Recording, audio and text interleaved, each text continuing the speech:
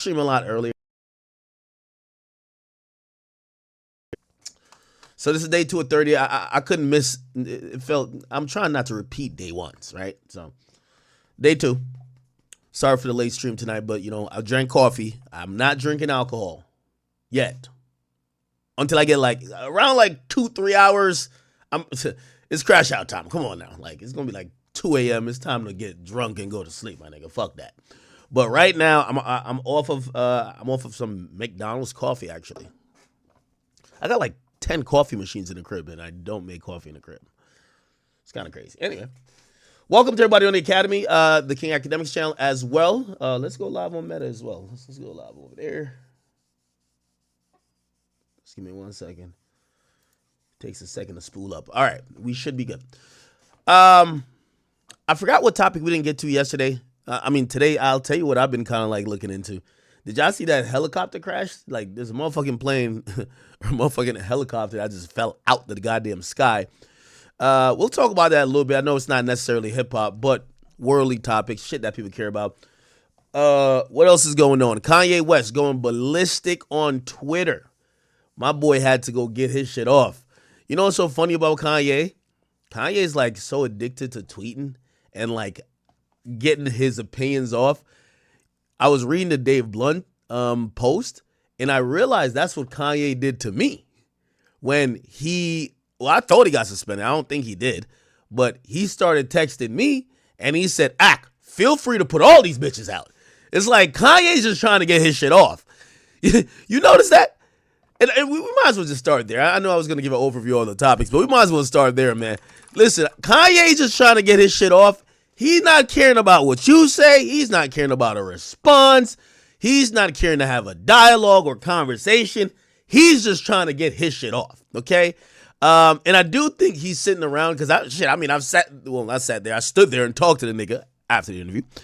And he basically said, man, he's after I've tweeted that shit now, I'm trying to figure out what's the next crazy shit I could say. And it's not crazy. He is trying to push the limits a bit, right? Now, he definitely pushed the limits today, and apparently he did get suspended. Shout out to Ye, but Dave Blunt's actually put up this text with Ye, and it says, we have temporarily limited some of your account features, okay? And he says, this is the funniest text back and forth ever, right? So Ye sends him the message from X saying his account is limited, which I imagine he can't tweet. And he says, well, I guess I'm banned. Please alert the masses. Now, this is the most hilarious part. It's not that he's banned. Yo, my man, Dave Blunt, he's just saying, bro, I want a diamond single with this guy, bro. I want a platinum single, bro. He's trying to work with Kanye with music. He fucks with Ye too, but he's trying to get to the music, bro. Right? So, of course, he hits Kanye and says, what about the album? Yo, Kanye hits him with the most hilarious response I've ever seen. He basically said, man, fuck the album. This is more important than the album.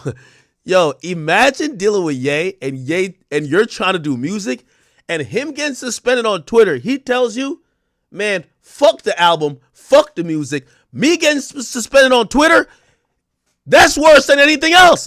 You got to be sitting there am I in the Twilight Zone? This nigga says him getting suspended on Twitter is the number one importance. He says it's more important than the album. What the hell? Anyway, he says this is more important than the album.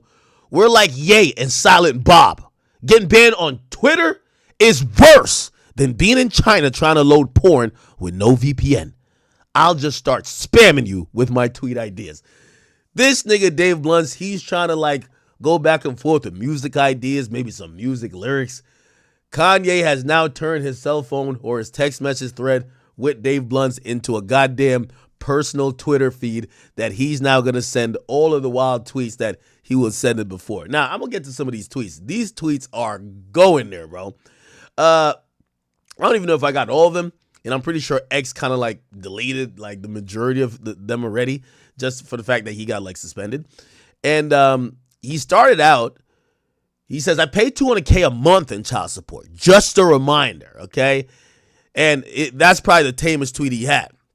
Now, I think we read this last night, right? He said he apologized to Jay-Z. I'm sorry, Jay. I be feeling bad about my tweet, but I still feel I gave my life to this industry and thought so many people were my family. But when I needed family on some real shit, none of these rap niggas really had my back, okay? Now, this is when he started turning up, right? He's like, yo. I said, man, I like to watch. Man, I told Ray J we need to hit Kim from both sides. That's Superstar Part 2. Man, I like when a girl gets fucked by two guys in front of me. Two guys, one cuck. Holy shit. So he's admitting that he's into that Diddy shit. He wants to see a woman just get fucking railed in front of him. Then he says, I'll show you an example of racism. Justin Bieber and Harry Styles fucked Taylor Swift from both sides and didn't call me. That's racist. Yo, this guy's great. Oh, I forgot. I can't hold water. Now, I'm going to just stop right there. I'm going to keep bringing up that line. I thought it was one of the realest shit Kanye ever told me. I'm having a conversation with him on the phone. We talking about some blah, blah, blah. He's telling me all type of stuff. And I'm corroborating one of the things. I'm like, I did hear that. And I heard, I was going to name drop. And he said, hold on. Before you name drop or say anything to me, because I said, between me and you, and he said to me, hold on. I want to let you know, in Ye's world, there is no between you and me. If you tell me something, it's going to be on Twitter. He didn't say that in his exact words, but he basically said, don't be surprised when I regurgitate our conversation to the masses. And I said, thank you for telling me that, okay? But he says he can't hold water, which is kind of like the equivalent of, yo, listen, man, I can't keep my mouth shut about a motherfucking thing, all right? He says, on everything, this tweet is 1,000% true. Now, I'm going to be honest with you. I expect in the morning or tomorrow, there's going to be a lawsuit filed against Kanye. It's absolutely going to happen.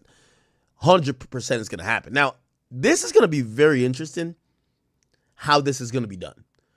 Because first of all, Taylor Swift don't fuck around with her image. She's, people act like Drake going at UMG is like, oh my God, well, obviously some people have the he's salty angle, but people like, yo, you're going at the machine. I mean, even I'm like, yo, damn, you're going at the machine. Taylor Swift is taking on the machine. She's taken on everybody before.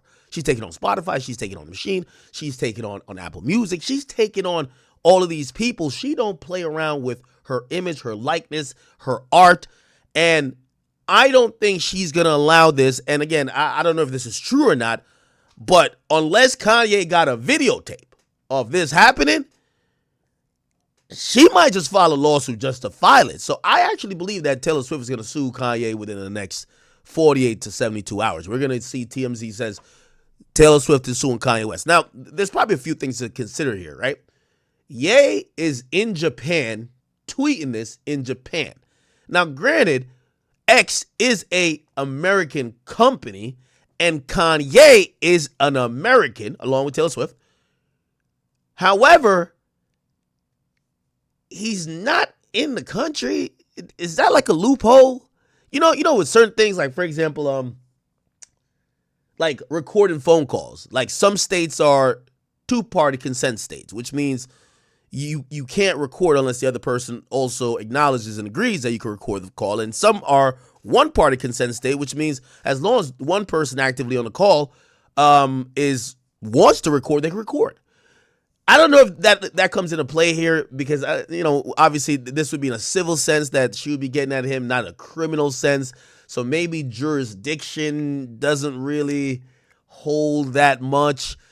But even then, maybe she could file in federal court. But maybe Kanye could say, well, why the hell you filing in federal court a lawsuit against me when I was in China, my nigga? Like, go file in, I don't know, international court? I don't know.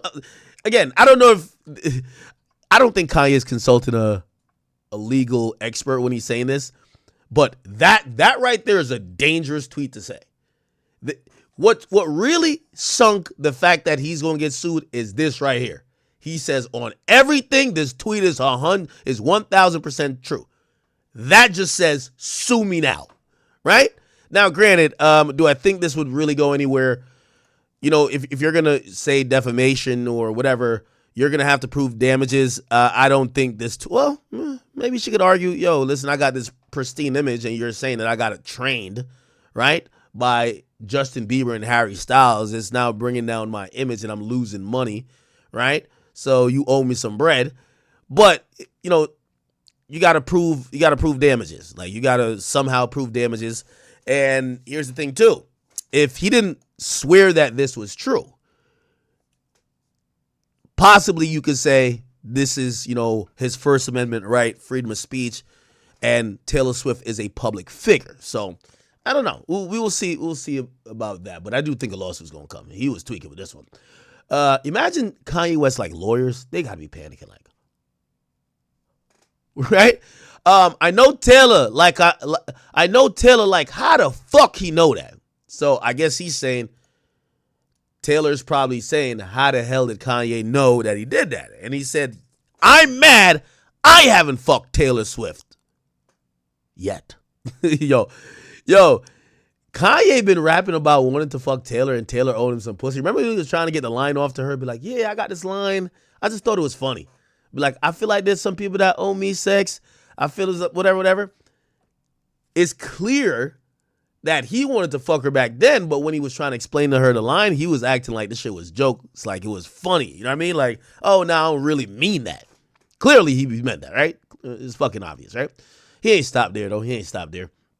Posted him and Obama. He said, 2 niggas with fake smiles.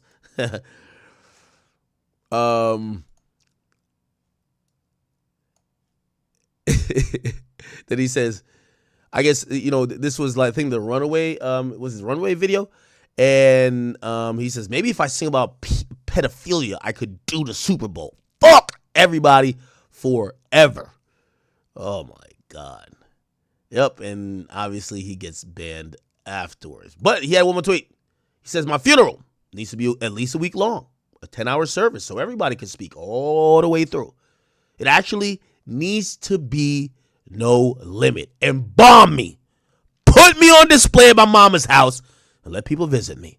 Charge people to come in and use the money to enrich all the blocks around. Now, let me find some other tweets if he has some more.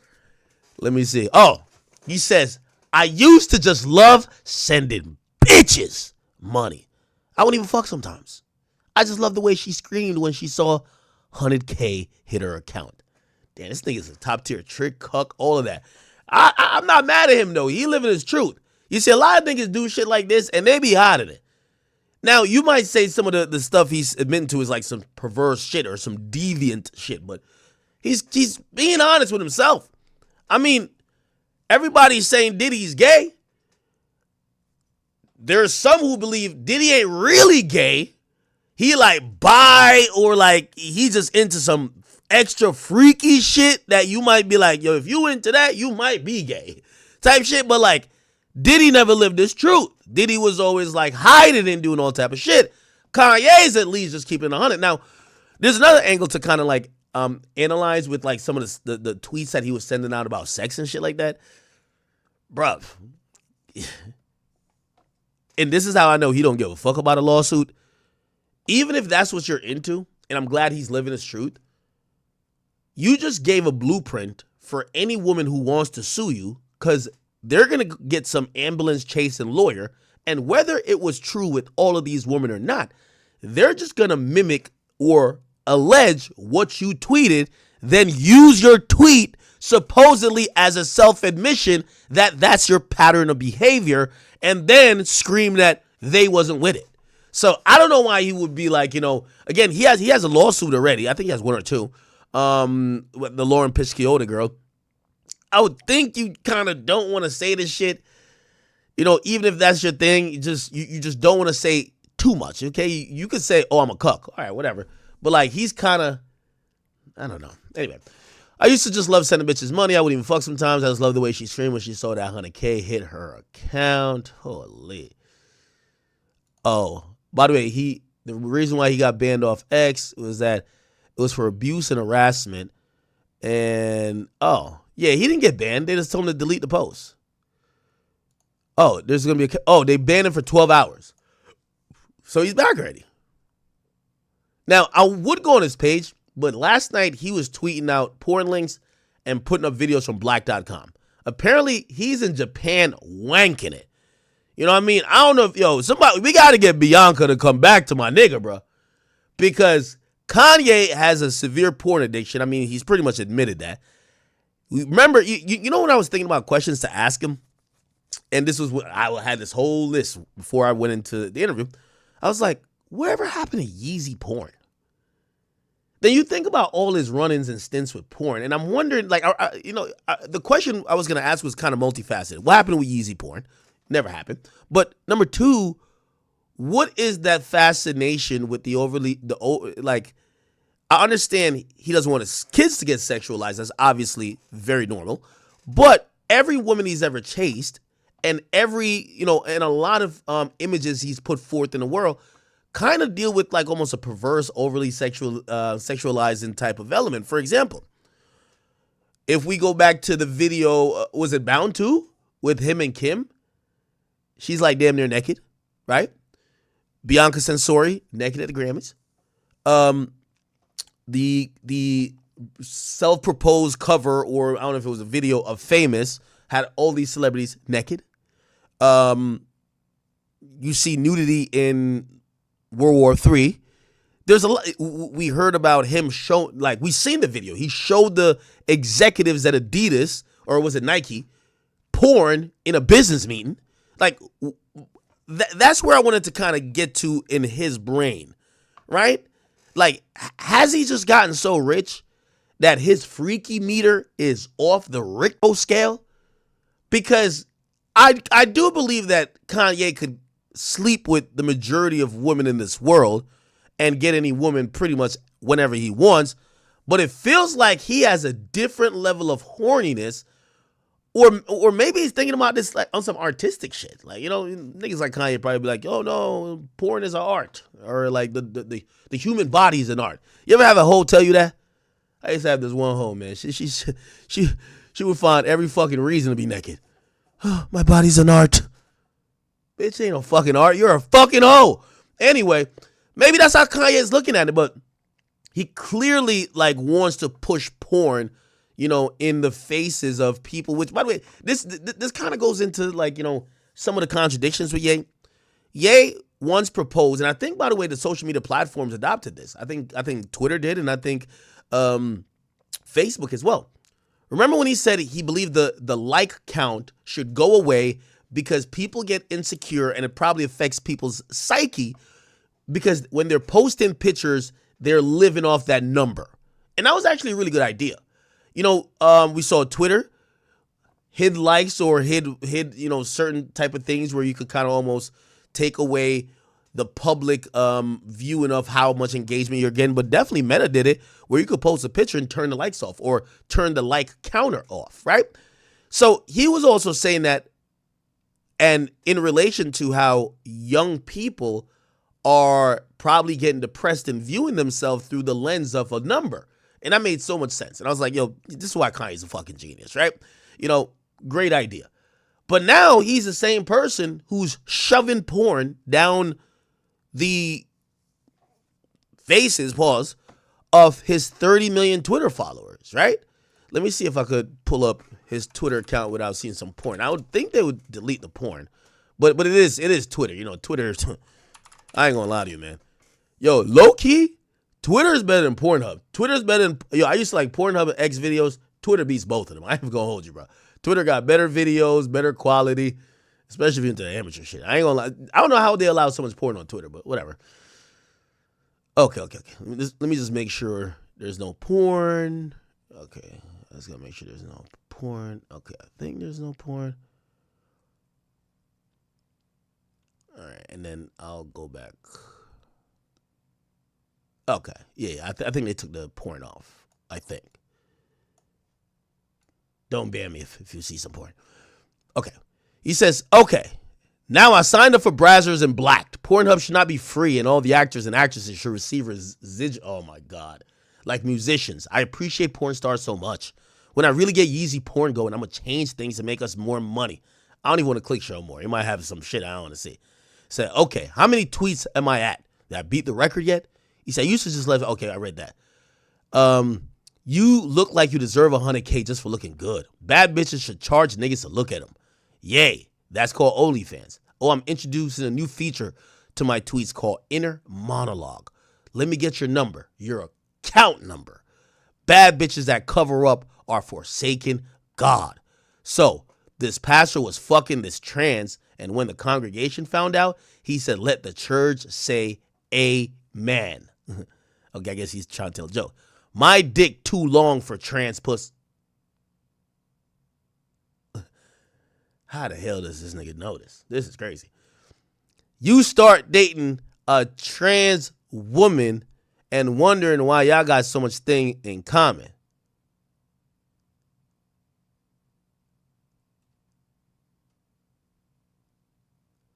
I bought a man a Birkin, rich nigga shit. Wait, Kanye's fucking with trans? Are these transgenders?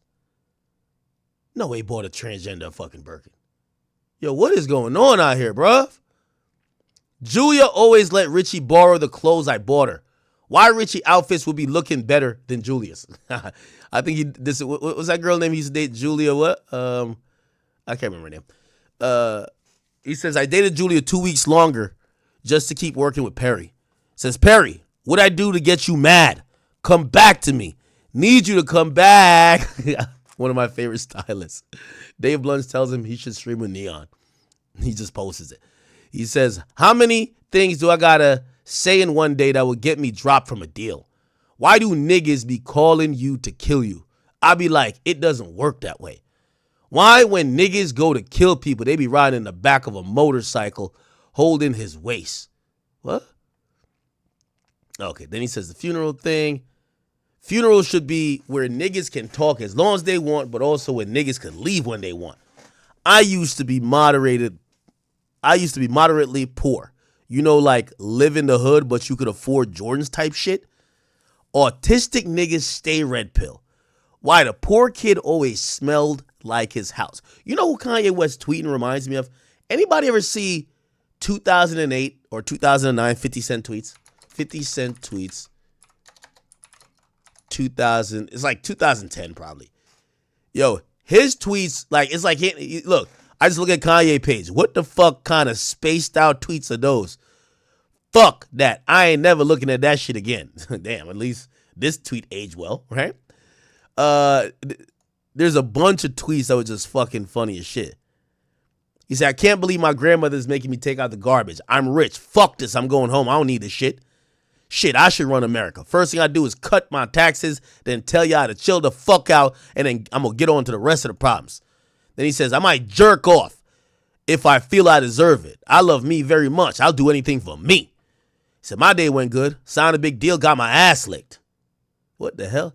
Got the strap in the show. Performing in front of 40K people, and I'm on Twitter. Okay. Yo, 50 used to tweet like Kanye, bro. If you a man and you're over 25 and you don't eat pussy, just kill yourself, man. Damn, the world would be a better place. LOL. Say, okay, I'm in the studio. I think I just smoked crack because I'm crying because I'm not going to stop. Could anyone help me? He said, I'm going to get me one of them bitches from a third world country. At least you won't have high expectations. Here's a clean glass of water, baby. He says, you think you don't care? I really don't care. I'm rich. That's kind of how Kanye is tweeting, bro. He says, you know kids was rich when you go over to their house and they had snacks. Like, nigga, how you afford to have on eating food? All right, man. Again, I don't know what you want to make of these Kanye tweets. You know, he is trending. Some people say he's doing this for attention. He happens to be the #1 trend right now. I don't know. Like, bruv.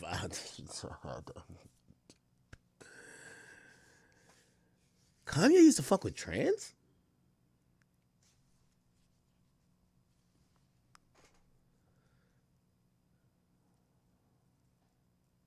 Okay. I don't think he didn't say he's fucking with trans, right? He was just saying he bought. I don't know, bro. I don't know. All right.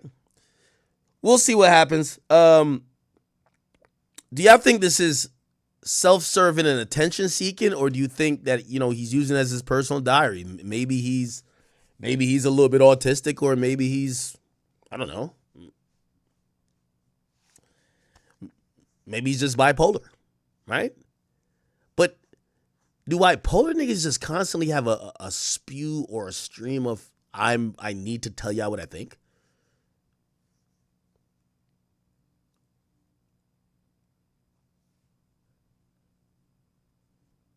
Oh, they said, oh, no. That was Julia Fox friend? Oh, they said, oh, he's trolling the... Yo, he does have a shit ton of followers, though. I can't even lie. He has 33 million followers. How much does, like, Drake have? Drake has 38. Who has the most? How much does Rihanna have? God damn, 108 million? How come Rihanna don't do nothing? And I'm saying it respectfully. Like, Rihanna don't even be posting about music. Rihanna posts all day ads. Like, she don't even post nothing else. She don't even be like, hey, what's up with y'all? Like, how y'all doing? Damn, that shit, that helicopter crashes. She don't even talk at all. All Rihanna posts is ads. Yo, this is my new face cream. It's the Fenty moisturizing cream. Yo, here's my new lip thingy. Buy it now. FentyBeauty.com. Like, it's all ads, and it's always viral. I'm like, what the fuck? Look, everything she posts is a goddamn ad. Not one regular, nothing regular. Like, she don't even interact with people no more. Like, I wish to be this cloudy. You don't even got to talk. All you got to do is just post ads. You're right. She is smart. How much has Beyonce got? Beyonce, like Rihanna, have done a good job of just disappearing, bro. It's like they want nothing to do with this, but they pop up whenever they want, I guess. Yeah, she does the same thing. Yeah, I guess Twitter, the big stars don't use Twitter to tweet like, yeah. Back in the day, Twitter used to be you give your opinions and what you really feel. Only niggas still using that is Kanye West and Meek Mill. Those are the last two. And one's a billionaire and the other one's just a loser. Nobody's really on Twitter like really just, and Freddie Gibbs, but you can see what the latter two got in common, all right? Freddie Gibbs tweet up a storm. His baby mama say he broke his joke. Meek Mill, irrelevant. Kanye, it's just yay, bro. It's just yay. It's just yay. All right. Who else? Does Jay-Z got one? He got one. I think it's S_C though. S_C. Underscore, I think. I think he had made a Twitter then deleted it. Oh, it's just SC. Yeah, we only got 3 million followers. Does Kendrick have one? Yeah, he do. Because he be tweeting out all the not like us shit, right? How much followers he has? He has 12 million? How much SZA has? You know what we should look at? Let me go look at Social Blade. And let me just look up Kanye West. Hopefully I could find his wait, how do I find his Twitter? I want to find his Twitter shit. TikTok, Twitch, nope. Instagram, no. They don't track Twitter no more? X follower growth tracker. Yeah, somebody got to do it. I want to see if like it's been working for him type shit. No, I want to search his account. Oh no, look like they took it. Y'all know a website that does that? I'm trying to see if like, because if we're thinking this is marketing, I want to see if like, is he grown in followers or what? We know he's like heavily shadow banned.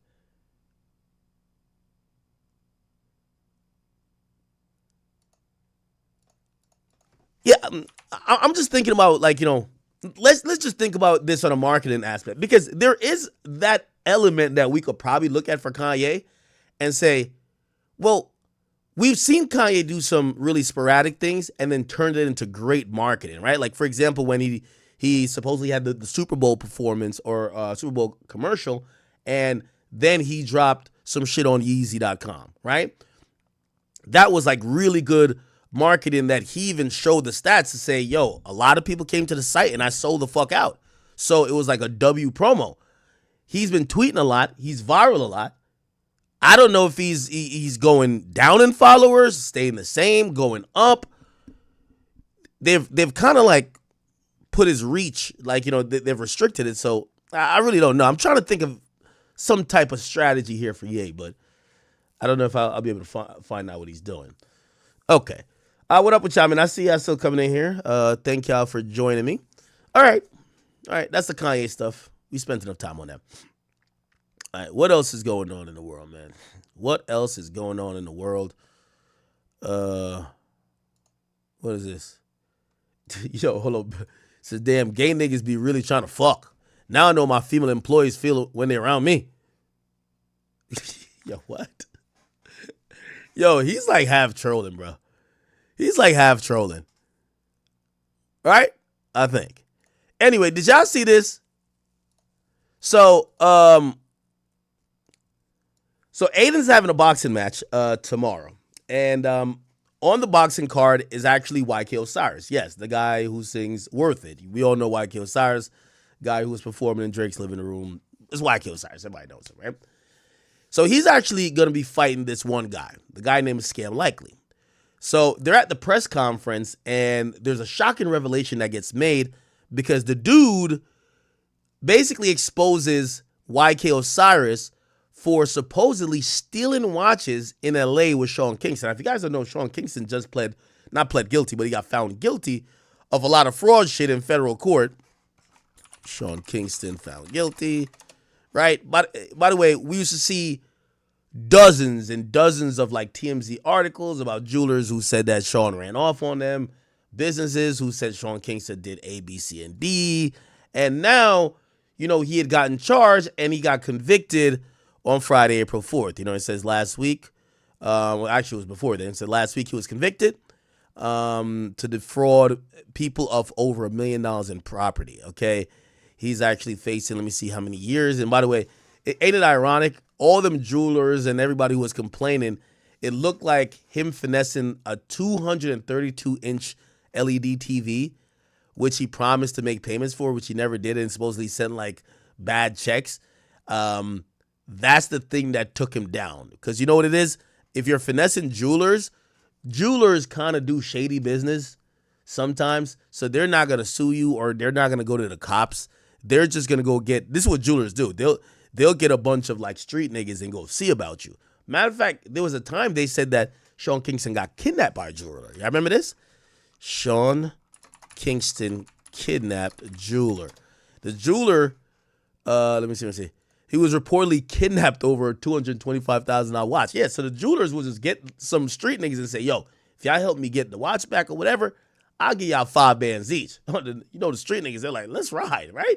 So they pulled up on him, threw his big ass up in the back of the fucking paddy wagon damn near, and be like, nigga, you got to give us the goddamn watch or we need motherfucking payment immediately.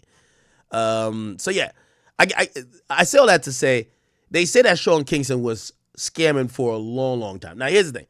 Sean Kingston's my man's. Well, actually, he's not my man's. But Sean Kingston is from Jamaica. And I like to think that all Jamaicans, we have a sense of solidarity. But I got to do a 23andMe on Sean Kingston because this type of scamming, this is exclusive to Nigerians. I'm sorry. This ain't a Jamaican thing. Jamaicans don't get down like this. You know what I mean? The only scam I really heard Jamaicans do, and they were doing it in Jamaica, that's some lotto scam or some shit. But this type of scamming for over 10 years, you scam watches, TVs, cars, clothes. If you've been scamming everything to the point even your mama involved in the scam, that is a Nigerian thing. Shout out to all my Igbo and Yoruba brothers, y'all jollof eating motherfuckers who over there in Lagos, that's y'all shit, okay? We Jamaicans don't get down like that, all right? We do love y'all Nigerians, but we know, certain things is ours and certain things is y'all's. I think that Sean Kingston gotta be Nigerian the way he was scamming. This is crazy, okay? Nigga was getting kidnapped over his scamming. Nigga was getting robbed over his scamming. And then he had tweeted out back then, never trust Aviani Jewelers, period. Shady business. God never misses. So we will leave this in his hands, but just no karma. Age badly. Love all the fans. I'm okay and sir. I'm okay and safe. Just hurt to work so hard for something to have someone thinking they could just take it from you. Okay. Anyway, so YK Osiris, like, you know, his boxing opponent basically accuses him of scamming with Sean Kingston, which, by the way, I'm going to keep it a bean. This like some no jumper corroboration Fed shit talking about on BD. I went back to the Midwest and I'm trapping again and I'm rich. This is like, wait, don't throw me in a federal investigation. If I'm him, I would have start fighting him now. So the guy mentions this. By the way, I've never heard the story before, but listen to this. Harry, can you fine gentleman pass this to him? Okay. Pass it to him. He said he got this gift for What's that right there? What's that? He said, fuck it, yeah. That's the watch that him and Sean Kingston stole from Seth in L.A. You don't like that, huh? That's the watch you stole, broke ass nigga. And Sean Kingston was trying to slowly pay it off. This nigga said his dad stole his jewelry. He don't like that shit, huh? Yeah, you know. Why Ben the Don look like that? Was we supposed to know that info? He said, well, we supposed to know that? Yeah. It's public info. It's public. Oh, it's public. Okay. Yeah. Was it public? YK Osiris, Sean Kingston.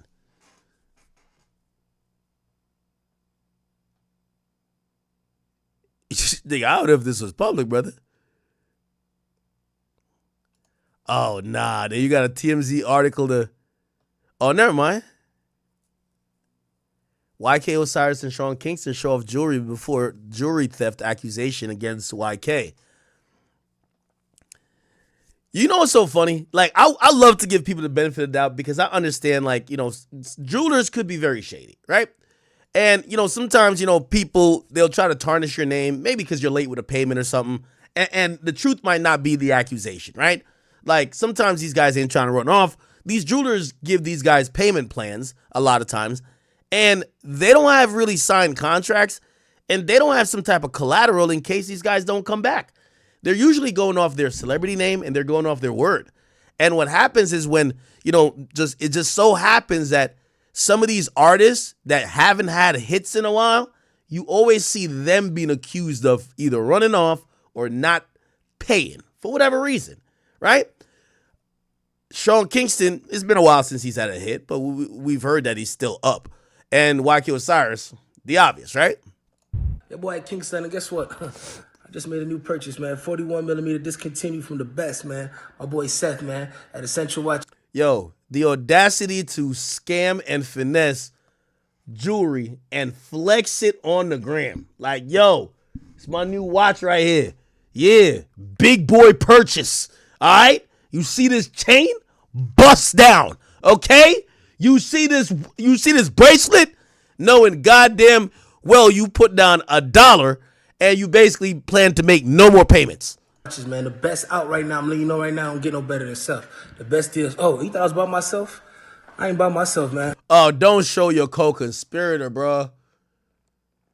Bruv, if you about to do a no-jumper brick baby and just admit to the crime, don't put the camera on me too. That's the equivalent of we hiding from the police because we just did a crime. They find you and you be like, yo, come on, bro. Yo, get from under the car. They caught us, gang. Come on. We going to jail. We all going. You're like, bruv, they wasn't going to see me. Guess what I'm with? Boom! Oh, hell no. They both flexing the shit. Ah, hell nah, bruv. Oh, hell nah. Yo, what gets into niggas' minds when they know they ain't pay off the watch, they plan to make no more purchases? Let's go flex this shit on the gram.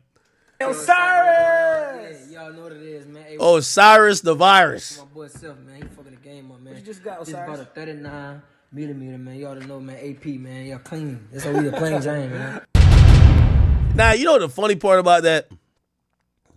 Look, 39mm Audemars Piguet. Let's just look at price. We're just going to look at some price. Okay. I know these prices might not be accurate, but I'm going to be honest with you. Yeah, and this is even for pre-owned. This is 40. It's damn near 40 bands for a pre-owned just regular. You get what I'm saying? Obviously, you get with a jeweler, they put a little diamonds on it. They're gonna like do some funny shit with the price, but pretty much you're spending like $50,000, damn near. Shit, this is even pre-owned. This is $80,000. It could be whatever. The point of what I'm saying is like, when you see a nigga like YK Osiris with that shit, not saying he broke, never saying he's broke, but you could kind of tell like this nigga ain't had a hit in dumb long. Why is he still buying jewelry? And why is he flexing the jewelry? Okay. All right, so let me see. I want to find the accusation. Can we find the accusation? Where is the accusation? Stolen watch. Maybe we gotta go to TMZ. TMZ. Oh, YK Osiris ran off with 20K watch. Jeweler claims he's dodging the payment.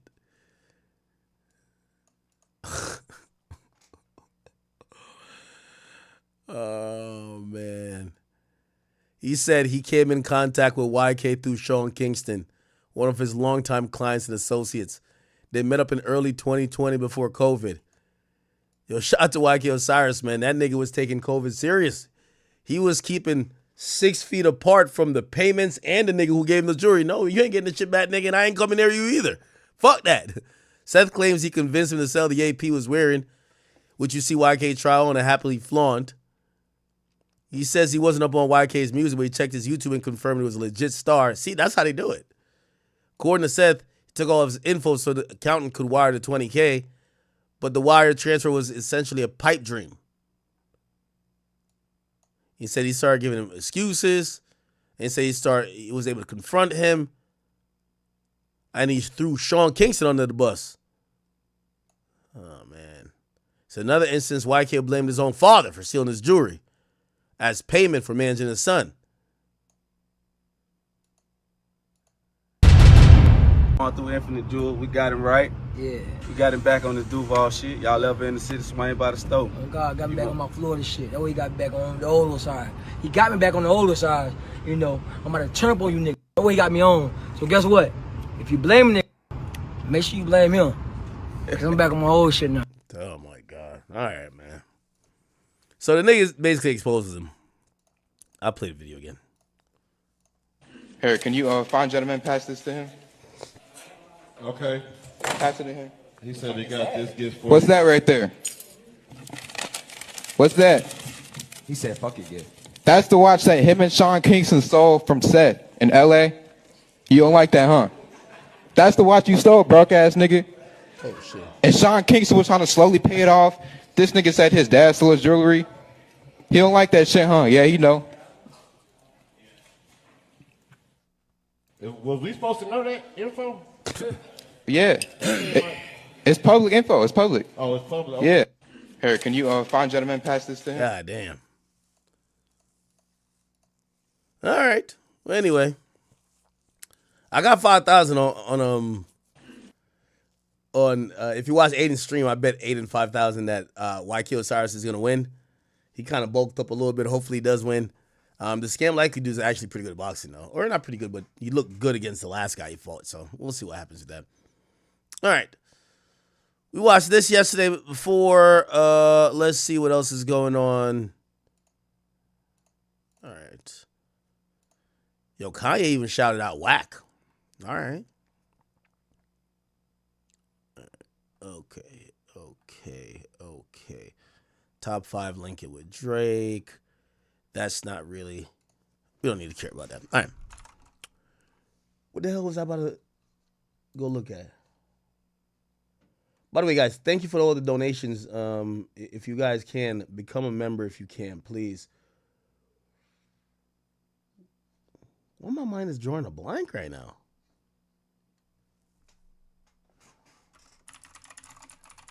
Okay.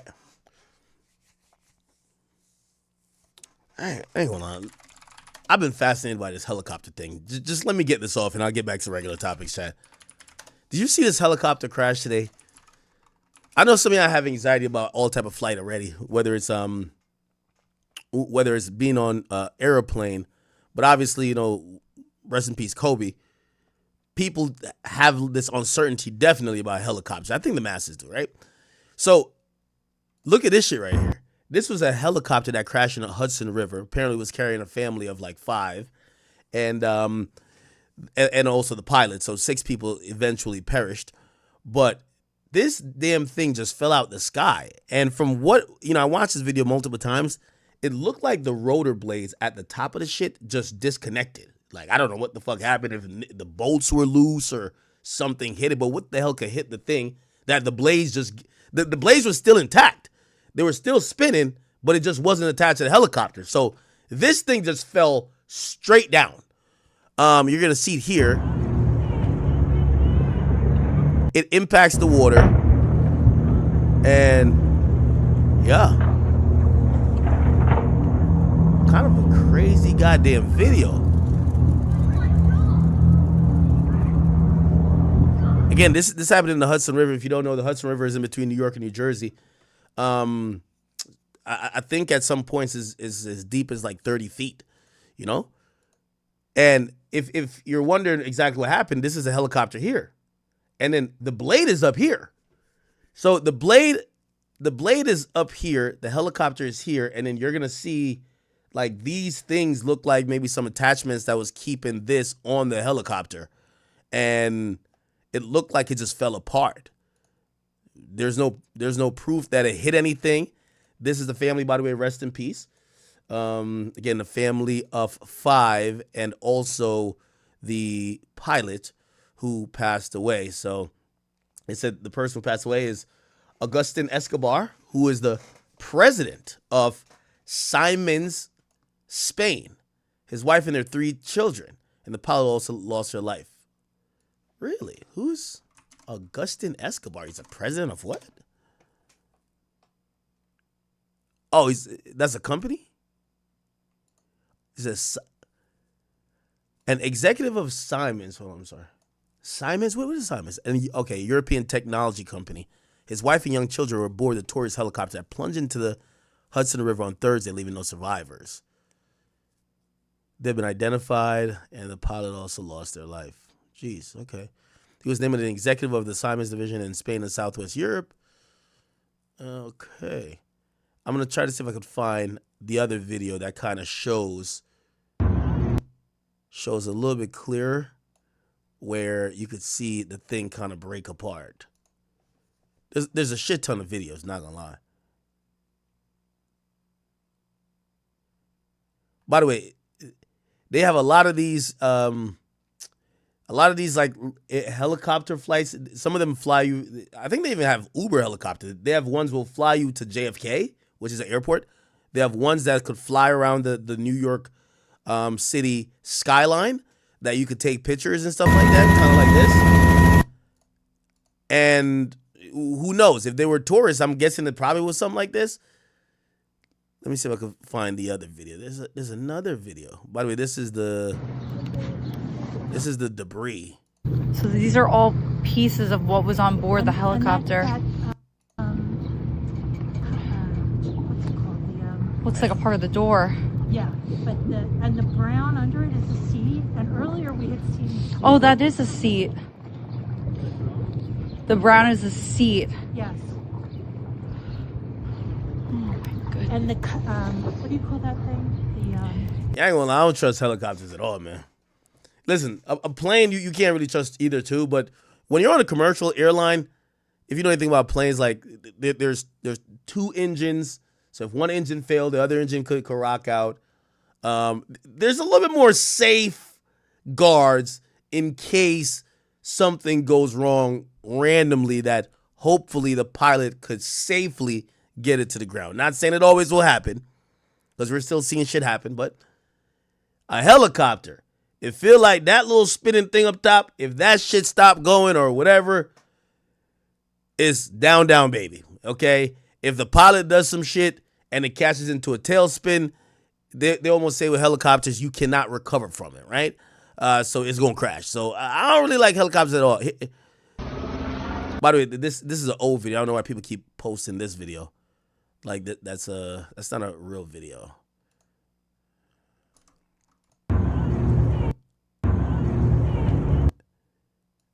Yeah. Oh yeah, you can see it here. So the rotors up here, or the blades up there, and then these things were coming off. There's another one that show when both hit the water. Can't really see it. Damn, I can't. I'm trying to find the other video. Okay, here we go. So this is how you could properly tell what happened. So you're going to see the first impact here, and that's the actual helicopter hitting the water, and then the blade is still in the air. Because don't want to get too much into, how flight works, especially with a helicopter, but let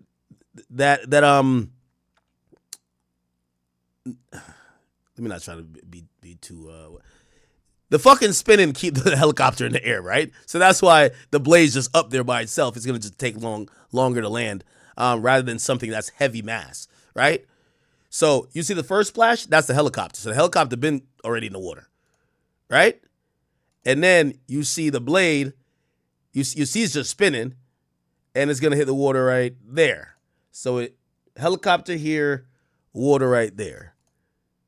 Okay? And I guess probably some debris like lands over here, but the helicopter was there. Damn. That impact sounded hard. And you have to imagine, landing on the water like that, it's, because you got to break the surface.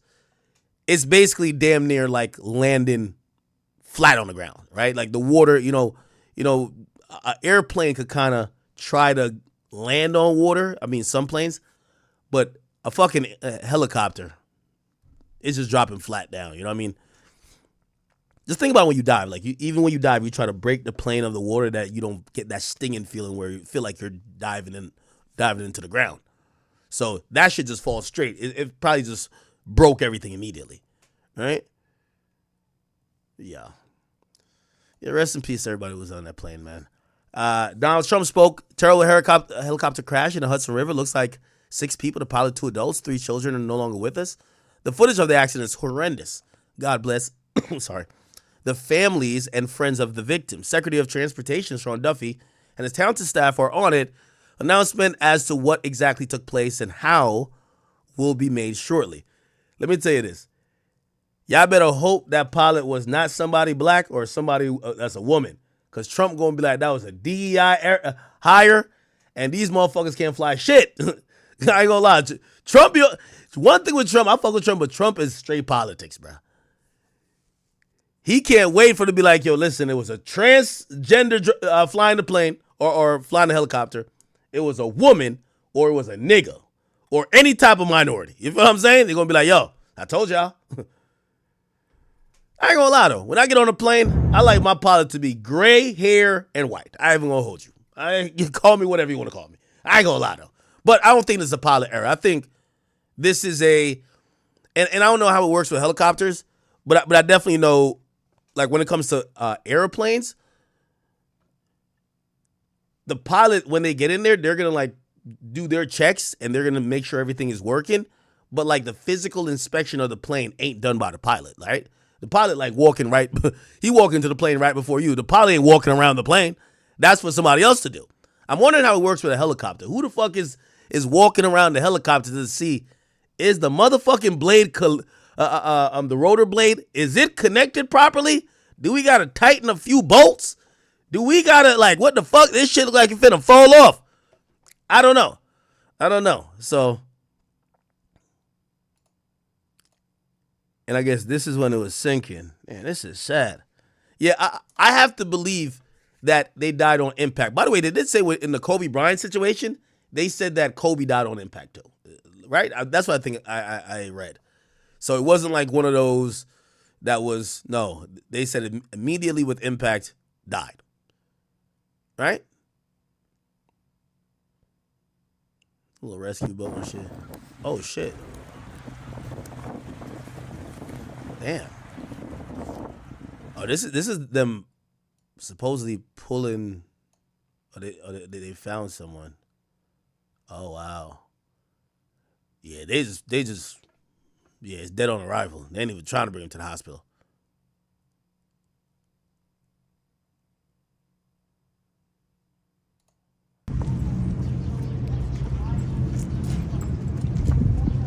I don't know why we're so like not enamored, but like we're so fascinated by tragedy. Maybe it's because we also see our own mortality, right? I see somebody over here says, why is that river so disgusting? Welcome to New York City. Everything is disgusting. Yeah, I don't know why people like New York City. The roads are dirty. It stinks. The river is literally green. Like, I believe if you went swimming in the Hudson River, you would come up with all type of parasites, diseases, bacteria. This isn't like, New York City is the most disgusting place for me ever. It's definitely the nastiest city, if you ask me. You'd be amazed that the niggas in New York City pay the most taxes, and it's this dirty.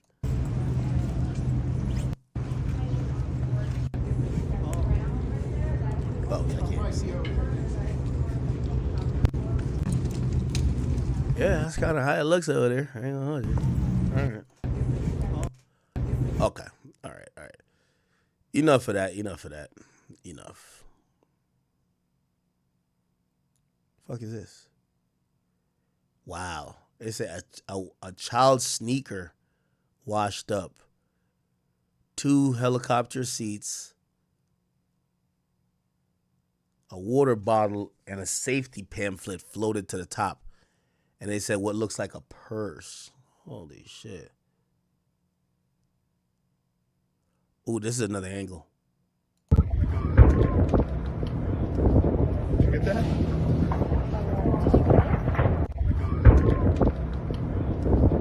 Get that? Oh, that's the blade. All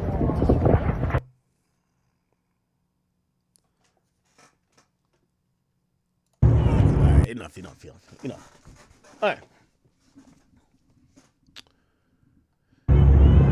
Okay, enough, people. All right, let's kind of move on to some other topics. Oh, shit. Shout out to Academics TV. It's a new pictures have surfaced of NBA YoungBoy. These are the first pictures that have surfaced since his release from prison. Now, he was in a 30-day, like, halfway house situation.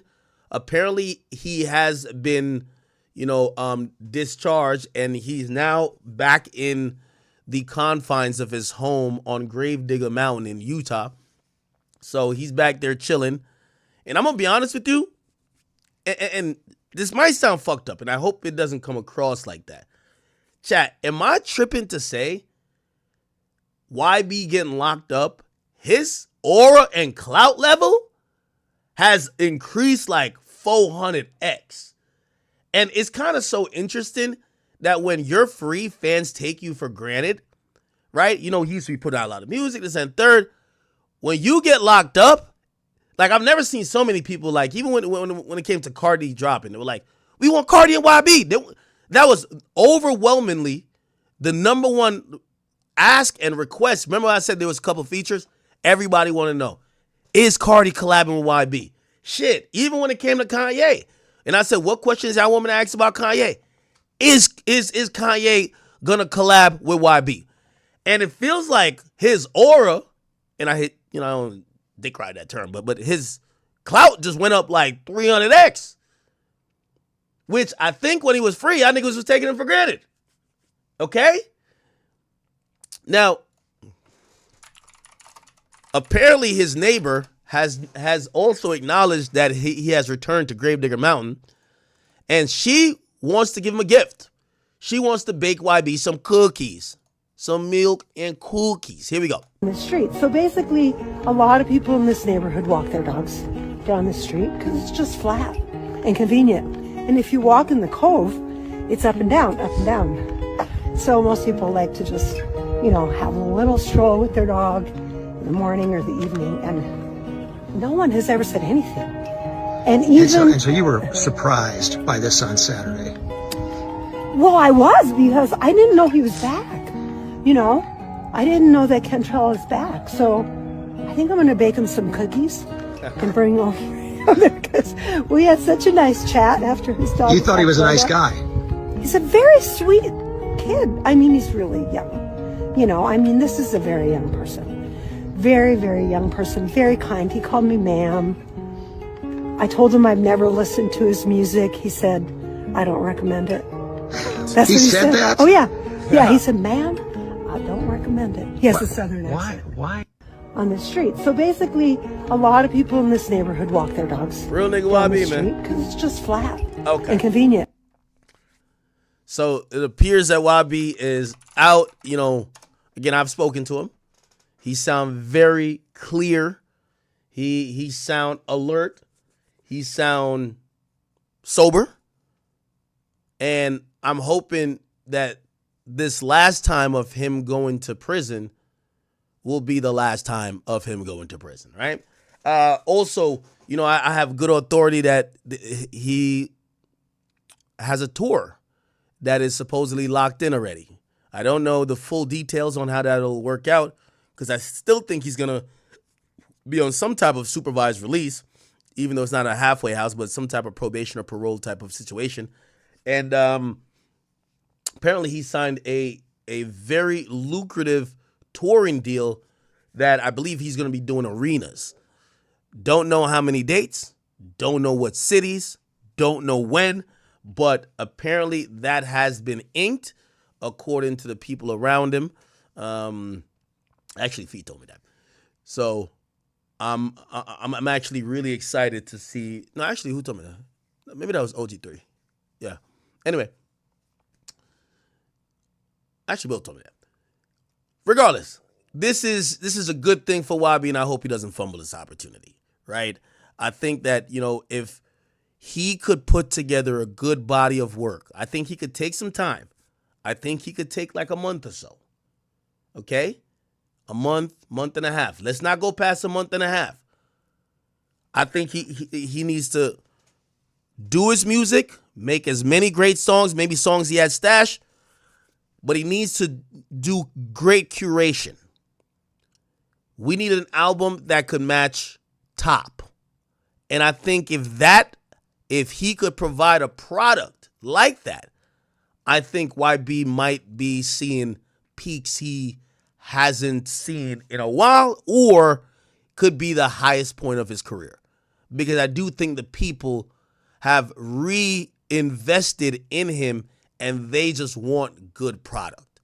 Okay?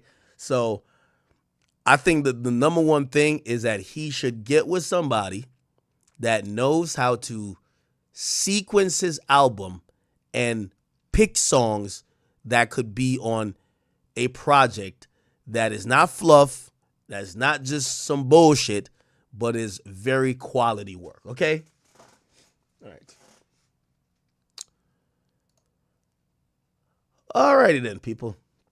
Yo, chat. Yo, oh my God. So tell me how today I'm doing my little construction at the crib and shit, and I'm watching Trap Lord Ross video. So Trap Lord Ross did like this whole breakdown, which I didn't even finish watching the whole thing. The nigga did a 3-hour thing on Big U. I'm like, yo, this nigga know how to really, like, you know what I mean, milk this shit. Not milk this shit, but because he does a real good job of breaking everything down. But anyway, as I was going through it, one of the most interesting parts, which this is the craziest part of it all, essentially, we get to a part where he's talking about Loose Cannon. And he basically, and this is Trap Lord Ross, basically shows evidence that Loose Cannon might be literally a pathological liar. And what I mean by a pathological liar is that, you know, one of them people that you're friends with that lie about everything. Like, they might even, like, they just went to the store, but they'll lie about, like, just even go to the store. They'll lie about everything. Like, just small shit that you're like, why are you even lying about that? Like, just, their whole life is a lie, right? Or you have one of them friends where you don't really know nothing about because everything they done told you, you can't prove. They tell you they got this. You can't prove that they got it. They tell you everything they tell you, you kind of going off their word because you've never seen proof. The nigga say he got 3 cars, all foreigns, but he always asking you for a ride. And you're like, how come I never seen these fucking cars? But he always got a great excuse why you ain't see it. Nah, my baby mom driving that shit. Nah, remember I told you I got, my 2 cars in the shop, they getting wrapped. You know I gotta go matte black on these niggas. And my other car, I give my mama that shit. Bro, just drop me over there, dog. Like, nigga, you got 3 cars. What the fuck? Nigga tell you all type of lies. You can't prove none of it. Anyway, so watch this. And this is about Loose Cannon. It seems that whatever may have happened, no one was safe from the lie on the allegedly running an extortion. Here we go. Loose Cannon and that happened to be owned by Nipsey Hussle and Black Sam would even circulate on Reddit, and this is where Loose Cannon enters the picture. According to some sources, Loose Cannon, real name Tremaine Ashley Williams, had a tough upbringing in South Central LA, losing his father to a death sentence in... Now, the first lie they claim Loose Cannon told is Loose Cannon done told people he 32 but he 42. Now, listen, I ain't mad at him. No agents of no entertainers. Trust. Loose Cannon, this is whack. This is the first time we've ever seen Loose Cannon, right?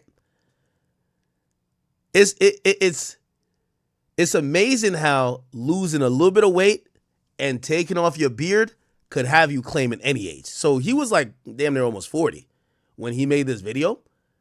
He cuts off the beard and he starts saying he's 30. And I ain't gonna lie, everybody believed it. Shit, I did too. Here we go. Prison. Loose found himself deep in the politics of LA streets and prison yards, eventually turning to the music business as a producer, making beats for people around him like Nipsey and Draco the Ruler, before turning to rapping himself, collaborating with Nipsey Hussle during his come-up, and allegedly almost getting signed by none other than Dr. Dre, who according to Loose produced... So, to kind of help explain, they said Loose Cannon finessed this story of he was in the music business already, just behind the scenes. And when he was finally popping out, he would come with this resume of shit he did. Oh, I work with Dr. Dre. I work with Nas. I work with whatever. That was completely fictional.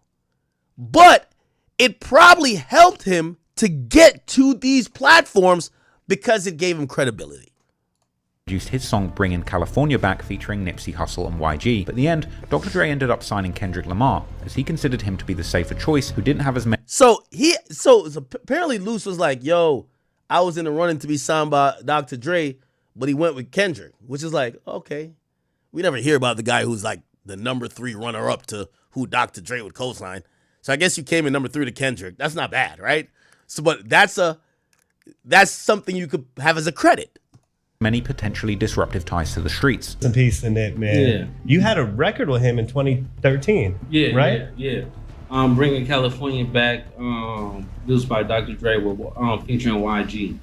Hold on, you said produced by Dre. Yeah. Dr. Dre. Yeah. Like Andre Young. Yeah. Oh, by the way, I see some people. Yo, let me tell you this. Go back to the 90s when these labels, LA Reid or whoever, would sign female singers or female groups, the first thing you do after creating them a name is you lie about their age. That's how it goes. It's been like that in the music industry for a while. It matters for females because for whatever reason, there's a precipitous drop or decline in interest when people feel like a chick is old. You see how they talk about Nicki Minaj, just like how Nicki Minaj talked about Lil' Kim. So what they would do is they would do it twofold, right? If they're younger, like I think they used to lie about Wayne's age to make him older because he was mad young. So they do it opposite too. So when you're mad young, they'll age you up. They just want an age appropriate way that you can relate to the audience. That's it. So sometimes it's removing some years, sometimes it's adding some years. You know, it happens a lot with females. Because if a chick pops off and she's 28, the labels is thinking like this. We want at least a 5-year run out of her. Niggas ain't gonna want to jack their dick to her if she's 33. But if she's 23, they gonna still jack their dick to her at 28. And now, I know, by the way, these are not old ages, but it's clearly, you gotta play the music industry, right? So you could tell Loose right here didn't lose weight yet. He was never fat, but he had a little chunky cheeks, pause. But he cut the beard off. And this is when he was starting to do interviews and kind of like giving his background about like what he got going on. This is before Sweetie! Record with him in 2013. Yeah. Right? Yeah. Bringing California Back, produced by Dr. Dre, with featuring YG. Hold on, you said produced by Dre. Yeah. Dr. Dre. Yeah. Like Andre Young. Yeah. Oh, worked with Dre? Yeah. How? Yo, now in hindsight, you look at his body language, he's getting uncomfortably nervous. You can tell this nigga lying. How closely did you work with Dre on that? You just got the beat, or you were able to link with him? When I went to jail, he was like, he wanted to sign me or whatever. It was me, Nip, and Kendrick Lamar. So me, Nipsey, and Kendrick Lamar. Yo, this is great. At the end of the day, he was like, y'all getting people. That's another thing if you want to figure out if niggas lying. When niggas keep going like this during a conversation, it's like they're almost trying to like make sure they're not turning to Pinocchio. They got to keep touching their nose like that. Killed people getting killed out there. I don't want to be around with this gangbang. I learned my lesson from dealing with the last situation, and he chose Kendrick Lamar. That makes sense. However, in another early interview, Luce would also imply that he was in fact the producer of the song, making the melody of the beat with a church piano while being locked up. So you basically wrote everything. Did you produce that track too, right? Yeah, I produced it. I did everything. So like, you know, when you're in jail, like how were you able to like, you know, kind of make that beat? Like they had like church, right?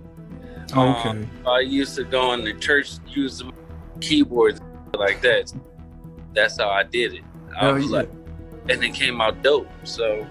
No, for real. I remember that was the first song I actually heard, you know, that you created and that you were in. You know, I was like, hell yeah, this is dope as hell, you know, because you had YG and Nipsey, and it was about, you know, like kind of like, you know, bringing Cali back, you know, the hardcore, you know, just like kind of a party vibe with it too. You know what I'm saying? Yeah, just like when I do music, and people don't even understand like the hook, me singing on it, like rapping. I did like, so it's like I do everything. I make it easier for other artists. Perhaps the beat might have been a collaboration between Luce. Now, a lot of people think Luce Cannon is loose a few screws, meaning they think he's a little stupid or on the slow side. But I gotta actually give him credit. If he fabricated like his whole like background and existence, maybe he ain't as dumb as we thought. He had his people believing it because it kept ranking him up, right? And people kept believing him or kept calling to have interviews and kept thinking he was someone that supposedly he may have not been. Luce and Dre, although according to a poster that was posted by Luce himself, the producer is tagged as Buckwheat on the beat, but perhaps this version was a remake. But anyway, Luce has indeed allegedly racked up production credits and writing credits on projects with numerous major artists like Rihanna, Snoop Dogg, The Game, Nas, and 50 Cent. And he supposedly even worked as the opening act for Drake and 21 Savage during their It's All a Blur. Luce Cannon will be performing in front of one of the largest crowds in the business. This July, the producer turned rapper will be joining Drake and Savage on the road. Tour, although he's not included in the Wikipedia page about the tour for some reason. These discrepancies seem to raise some interesting questions about Luce's background, or lack thereof. In fact, according to Luce's twin brother, Jermaine Williams, much of Luce Cannon's alleged music Wait, production Luce got a twin? slash... He kind of do look like Luce, right? What the fuck? Not true at all. Even though he has a little bit of music on his platform, he's got the Draco song, he's got the Nipsey song.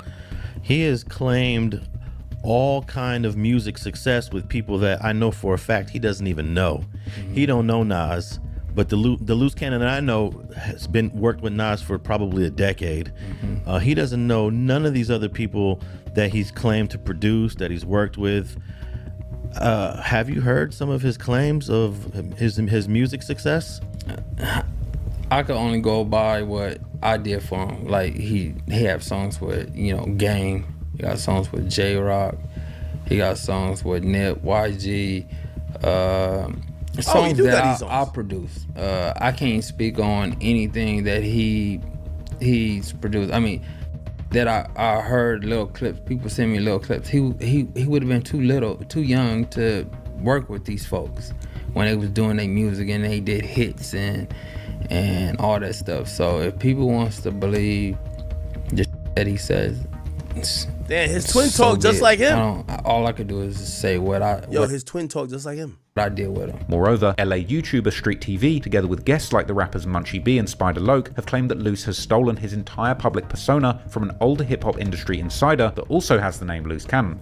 Got me on this Loose Cannon, anti-Loose Cannon, anti-fake Loose Cannon campaign is because I have a personal friend that I've known since, I want to say 13 years old, 14 maybe, that goes by the name Loose Cannon.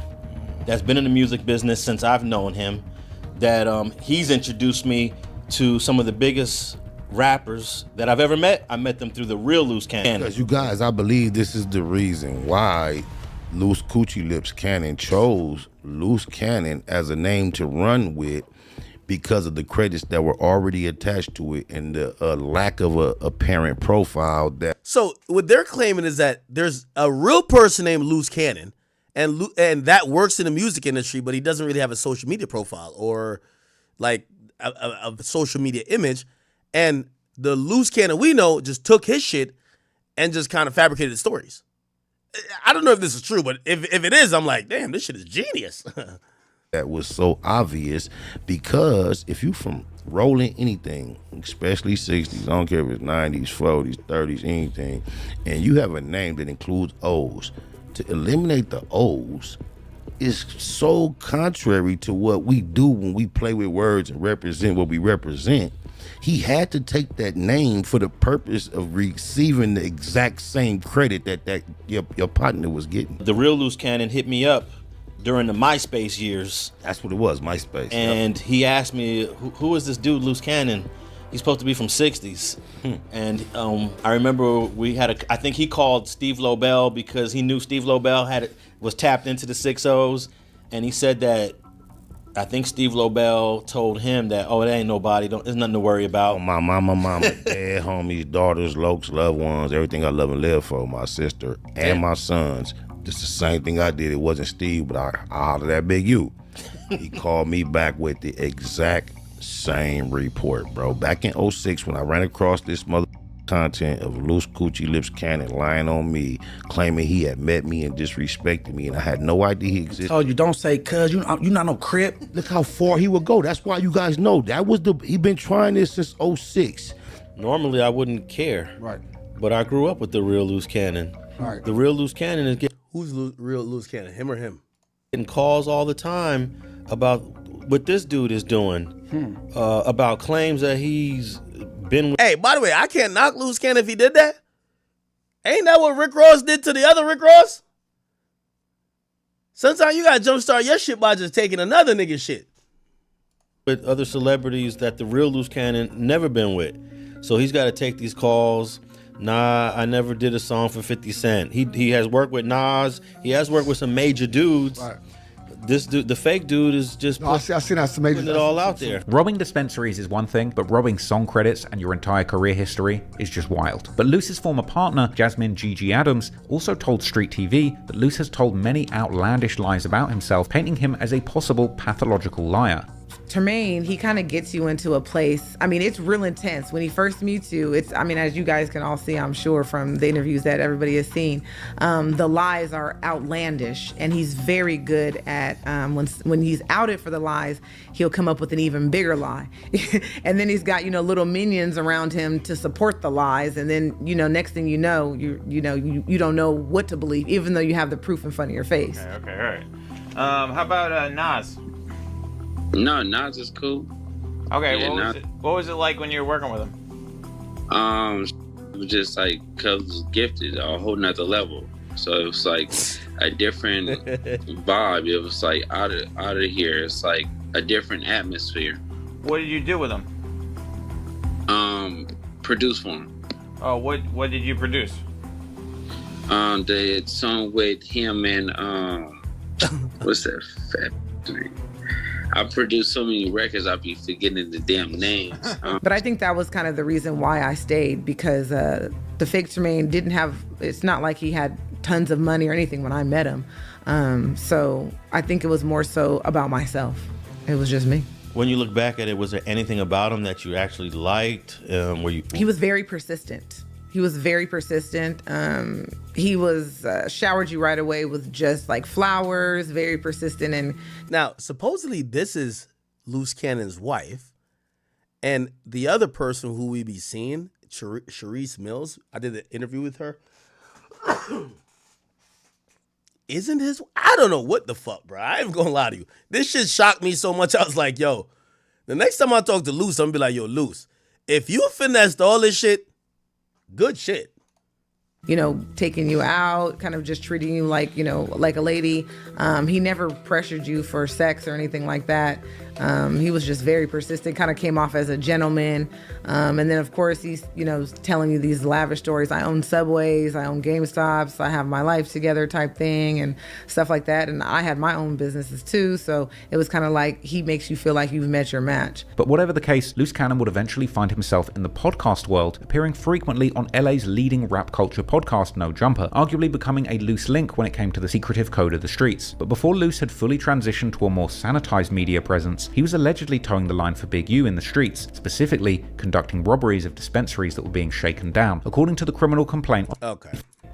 Who make matters even more crazy. Years later, after falling out with Big U whilst on the No Jumper podcast, Loose Cannon would discuss this incident openly, saying how he found it. Do it too. Show up to that like that, and I didn't catch on. So it was like I'm waking up now. You get what I'm saying? Because I'm his right hand man. You get what I'm saying? Leadership. Another crazy situation that emerged in the criminal complaint and on a podcast was an apparent run-in with the rapper Meek Mill, where Meek. Yeah. So basically, talking about what I. I ain't gonna lie, this is good. Did to Meek Mills. Wait, you did something to Meek Mill? Oh, Lord. You said y'all was trying to kidnap him. No, that's cap. There was a big U portion of it. Yeah. So basically, Meek Mills was talking real reckless on Twitter and stuff like that. So talking reckless. Doing it now. Yeah, so we caught him at the club where he was performing at. As soon as he walked in or whatever, all the security that was with him, they spent around and grabbed Cubs. Get on the phone with Ross. Honey, all right, that's enough now. We're not going to tell all the details. No, we got to hear this one. I said, get on the phone with Ross. No, you're not cutting this story. We're going to get to this story. Shout out to you, Charisse, but we get into this story. Now, this one will go high. What? Get on the phone with Ross, neighborhood Crips. So he got on the phone with Ross. I took on the phone with Ross. Wait. Because we needed that bag. Because But he owed y'all money. No, he didn't owe no money. We took the money. Oh, this was some extortion. Oh, not extortion. Oh, shit. Ken, all right. See, yeah, we don't want to. See, I might have to probably bail him out after this interview. We don't want to. No. We would just say Meek Mill snitched on him. It's fine. Meek ain't gonna tell. Look, that's my story. Meek told on him. Want to get the extortion part. It was just a business transaction. You get how much I charge him? 50. That's it. 50,000? Yeah. I hear Rose. Hey, look, I got this. You got this artist you pumping. You don't want this to get out. We need 50. He brought 52, Crenshaw, and 48. He brought that money. He brought it fast. And when he brought it, I hit Big Useless and said we on our way. Gave Meek Mills his stuff back and left. Now, for the record, Meek Mill later denied this, and if one thing's clear, I realized that he shouldn't have been talking so openly about these crimes on podcasts. Combine this with the comments that he made about Nipsey Hussle's death and the subsequent as the end of a force man of force in Las Vegas in order to acknowledge the last part. He alleged circulated injury up pieces up operationally industry Nipsey, even turning on the auto-tune and having a crack at making more emotional pain music. Despite not having success off music yet, Ray Sean was already living the high life, posting pictures of himself chilling in luxury properties. Curiously, he would make one post with a caption saying that some people think that he's rude. Anyway, he continued to experiment, dropping more snippets of music that he'd been working on, and showing himself in Las Vegas on numerous trips throughout 2020. But apparently behind the scenes, there was some kind of disagreement between Ray Sean and Anyway, there's another part of that which I wanted to play, but who cares? I was basically saying like he got like his wife pregnant or something like that, the woman that we don't see, and he lied about that too. And she's like, "How could you lie about us having a child when we got IVF?" All type of dumb shit. I don't know, man. I have no idea, man. Anyway. his girl, saying that the call can be seen in their upcoming reality TV show. Like, that Nipsey story that you just told is so explosive. Yo, Speak to them on why they should believe you, because I guarantee that's a huge percentage of the conversation that's happening right now. Is people saying, I don't know a ton about you to like verify it, so and I don't have a dog in this fight. Listen, everybody that knows me, LA and the world and stuff like that, know I'm not gonna just sit there and lie. Plus, it's on my TV show. The first episode or whatever on February 14th. You're gonna see the FaceTime call. Why does Wack always look at niggas like this? Look how Wack is looking at this nigga, man. With me and Big U, and then wait. Yo, that's Wack's like he has 3 phrases. Wait. So you mean to tell me, or he'd be like, hey yo, bro. He has a few of them. He has a few, like, you could tell how he's gonna interrupt you to start going on a rant. I'm gonna say too much, y'all. Y'all gonna have to tune in.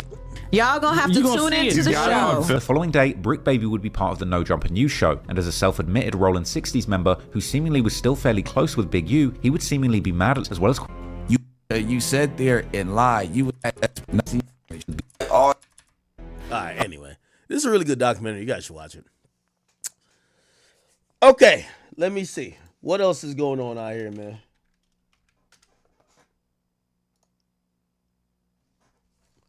Let me read some donations real quick, or whatever y'all got going on. I haven't been reading chat this whole stream. We got content. You damn right. Let me just go into this shit. Give me 1 second. I'm just trying to read chat. All right, I'm on the Academy channel first. First and foremost, thank you, Ryan, for the donation. He says, be honest. Do you think what Ye's doing is sincere, or is his performance art? I think he's trolling a little bit with certain things, and I think some things is meant to be humor on Twitter. I think the stuff he talks about when he's speaking and some of the reoccurring themes, like if he said it like 4 or 5 times, he really believed that. You get what I'm saying? Like if he's doubling down, he really believes that. By the way, who became a member? Thank you guys if you did become a member, right? Okay, let me go to King Academics page.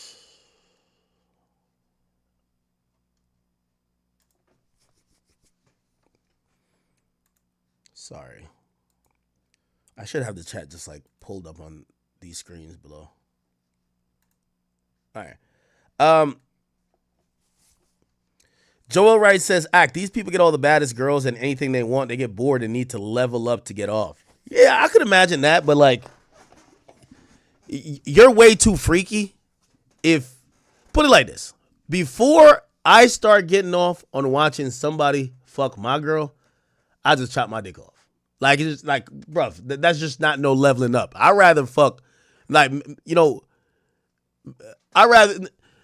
I think an appropriate, and again, maybe I'm just speaking for me. Oh, let's do a threesome. But if that don't work for you, nigga, do a foursome, a fivesome, maybe an orgy. But nigga, at what point do you say, I want to get off by not having my dick touch pussy or not touch a female? I want to see 2 naked men with the girl that I supposedly care about. Fuck no. So I don't know what type of leveling up is that. That type of leveling up. By the way, if you see me like touching my nose, my fucking nose hair is like tickling I don't know what the fuck. Or either my mustache is tickling my nose. So it's making me sneeze. Anyway, so no, that type of leveling up, that's some different type of shit. It almost feels like it's like homoerotic in a bit, where I don't even think that's just natural to even cuckery. Well, maybe I think being a cuckold is a little bit homoerotic too. If you're enjoying seeing another man penetrate your woman, you are getting pleasure from the sight of another man naked. That to me has some homoeroticness to it, right? Like it's very different than, imagine you're saying, nah, I don't even want to fuck my girl. I'll just jack off to her pleasure in herself. Or maybe you're like, I'll just jack off to her doing something with another woman. or I'm gonna fucking get pleasure in watching her interact with another woman or herself. When you say you want another man, or you say two men, now that fetish, it's a little bit different. But then I also think that a porn addiction could possibly cause that. I think.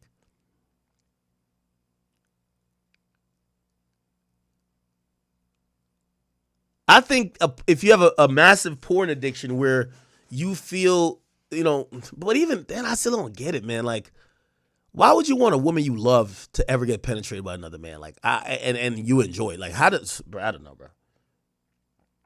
Roscoe, thank you for 5, says, Act, next interview with Ye, could you ask him about his reaction to YB singing, and it hurt my heart that Kanye let them people break his soul? What song is that? Somebody say, oh, Ye's doing IRL right now? Really? Oh, with Digital Nas? We'll tune in a second. Tommy Cash, he says, Meek Mill's net worth, $20 million. DJ Academic's net worth, $7 million. Let's all believe what we see online. Either way, you know what I mean?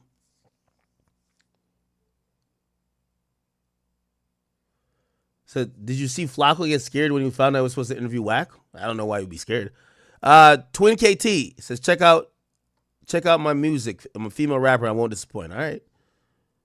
What else? Okay, cool. Let's see. What do they got going on? Digital Nas. Let's see.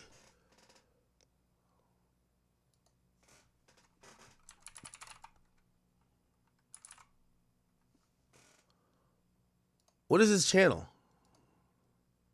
Oh, he's not even live, though. This shit like a spaceship for real. Yeah. Nah, this is like some nuts. Can you just get out the frame? Oh, this is like, yo, they're like so good, yo. Like this shit is crazy. Oh, this fire. Like this shit is like. I just get on my shit because I have to just get my real warrior, like the king that's on the horse type shit. And now I see this, I'll be like, okay, now just wait to kill me until at least I finish this part. My Twitter's currently hacked. Somebody get my Twitter back.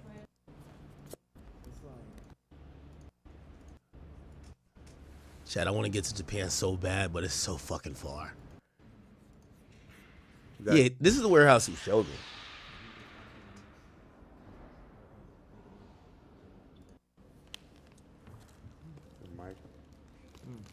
Is this like is this a projector screen or just like a? It's a film camera, so it's a cinema preset on it, so it makes it.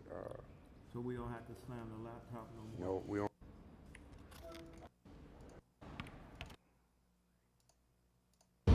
It's been too many nights, too many times I was right, too many times. I came up from a fight too many times. I might have lost the fight too many times. Let me ask you a question.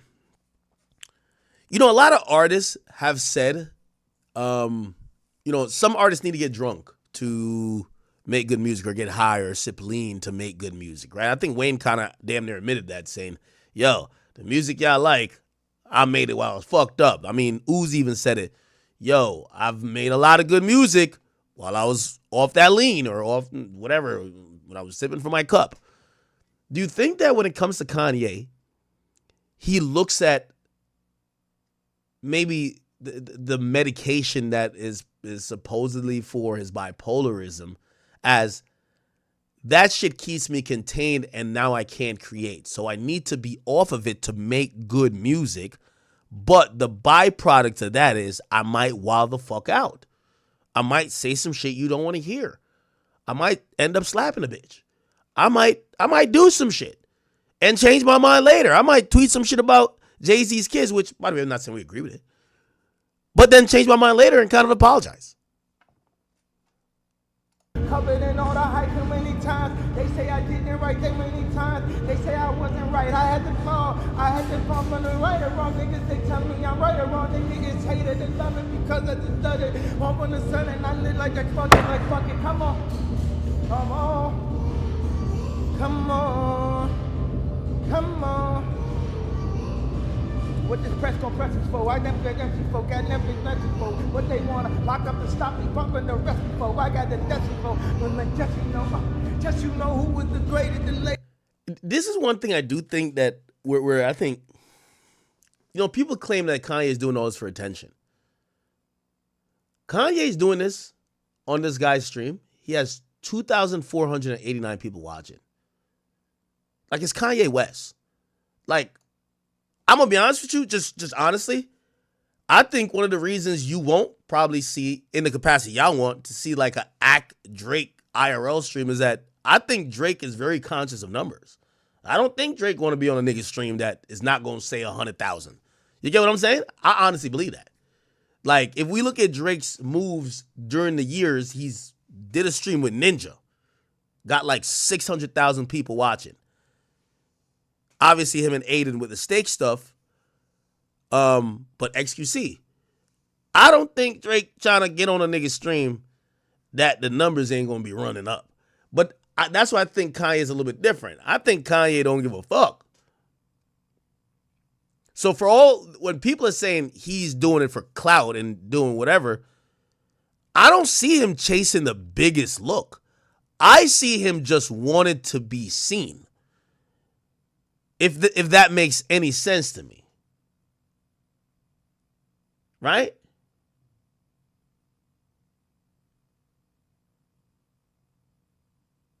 So let's act, you'd pull 100K with Drake. I don't know. I don't think so. But, yeah, because nowadays, let me see, how much I pull? We'll pull like 10K. If we stream on one channel, we'll do between 10 and 15, right? One YouTube channel. Yeah, I think Drake would have me at like 30, 40. Well, if I really promoted like there was like some big event, yeah, not obviously if I promoted like it was an interview, like yeah, I think we do 100K. If it's an interview. Drake just chilling there with me like fucking sipping mimosas and fucking gambling on steak, that's not doing nothing, bro. I don't think so, personally. Now, if Drake was doing this, freestyling, making music, oh yeah, that's just going up. Facts, that would go up. Yeah, that would go up. But yeah, Drake just kind of gets on stream and just chills out. Like Kanye doing this,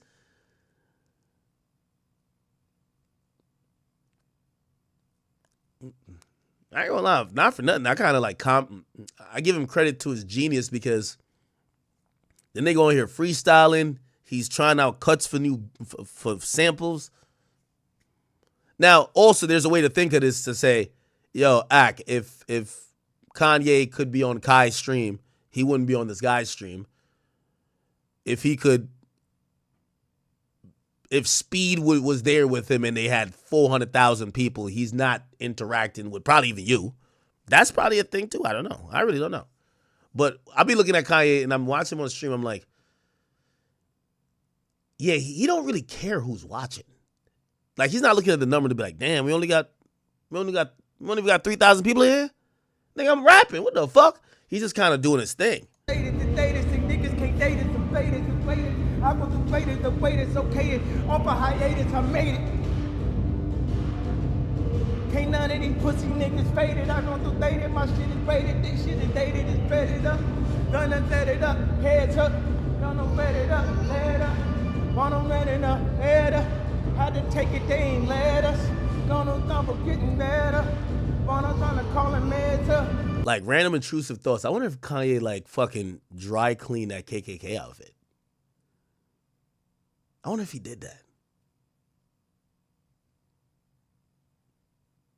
Wanna start calling feds up. Gonna come and give me your heads up. Wanna run all the time. You always want it all the time. Ooh. Is he freestyling or is he kind of like performing the song? I don't know. Because he just made up a hook on his spot. Dinner's delayed. Thank you for the 2. It says, yo, it's all about power. Porn equal cucking? Are you saying this addition to porn is about having like this power complex? Or, the cucking thing where he's watching someone have sex in front of him is about power and him being able to control it. That's what people said about Diddy. Like, Diddy wanted to set this shit up like it was cinema. And it was like, you do this, you do this. All right, suck him off now. All right, nut on her face. back shots now, and it was kind of like he's able to control people in their vulnerable moment. I don't know, man. It that like it made me think of like some Daryl Hall and John Oates. Like I can't go for that. I can't go for that. Whoa, I can't go for that. Top on over, yeah. Y'all know where we at. Y'all know where we at. This is that pain. This is that yay. This is that Wayne. This is that A. Y'all niggas playing. Y'all niggas playing. How can you say y'all niggas praying? Pray for At least we know he keeps himself in musical shape to some extent, because he's freestyling. Like, this is like a musical exercise. times like this. Get a mind like this. Protect yeah at all costs. 2 chromes all floss. Niggas on giving off. That's me going off the exhaust. Yo, chat, did I ever tell you? So when I was sending texts back and forth with Ye, and he was like, yo, you can post whatever on Twitter. Yeah, he's going crazy. I asked him this one question. I never posted it, but I knew he was going to go crazy, and I wanted a good laugh, low key. I had a bigger reason why I asked that question. I can tell you why. But I asked him about Meek Mill, and it was a drop mic. No, it was like you ever been in a club and the record skip like, like the niggas responded back to me. He says, academics, was that a fucking joke? like he was so offended when I'm asking about J. Cole, Drake, Jay-Z, the Lucian. I said, yo, what about Meek Mill? Yo, he was so tight. It was just like, yo, I can't believe I'm telling you could ask me about anything, and you asked me about Meek Mill. I was just trying to laugh, bro. I ain't even gonna lie to you. That nigga was hilarious.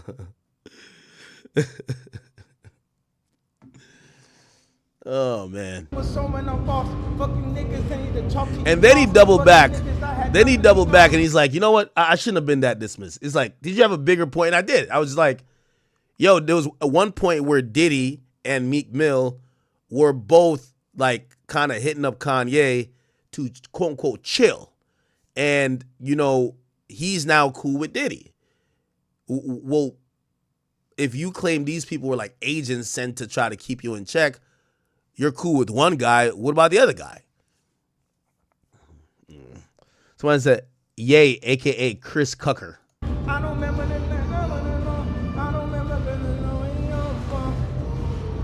Yo, G-Night, G-Night, you want me to read it? I'm going to read it. This shit was hilarious, nigga. Nigga, I ain't gonna lie. I had to do the save of a lifetime.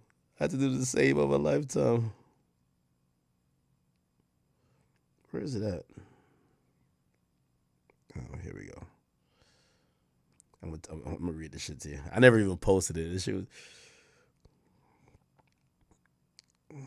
Where is it?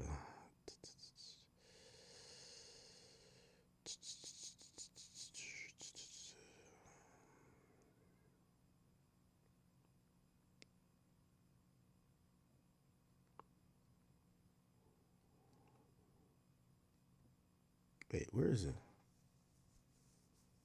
Can't find it. Maybe it wasn't meant to be.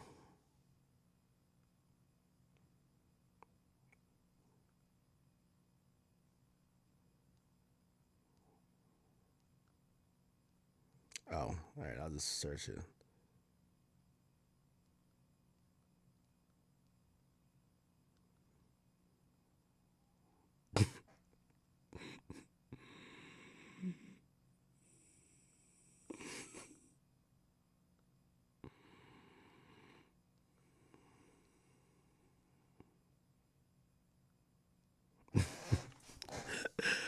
I ain't gonna lie, man. I was just trying to get a good laugh. What was it?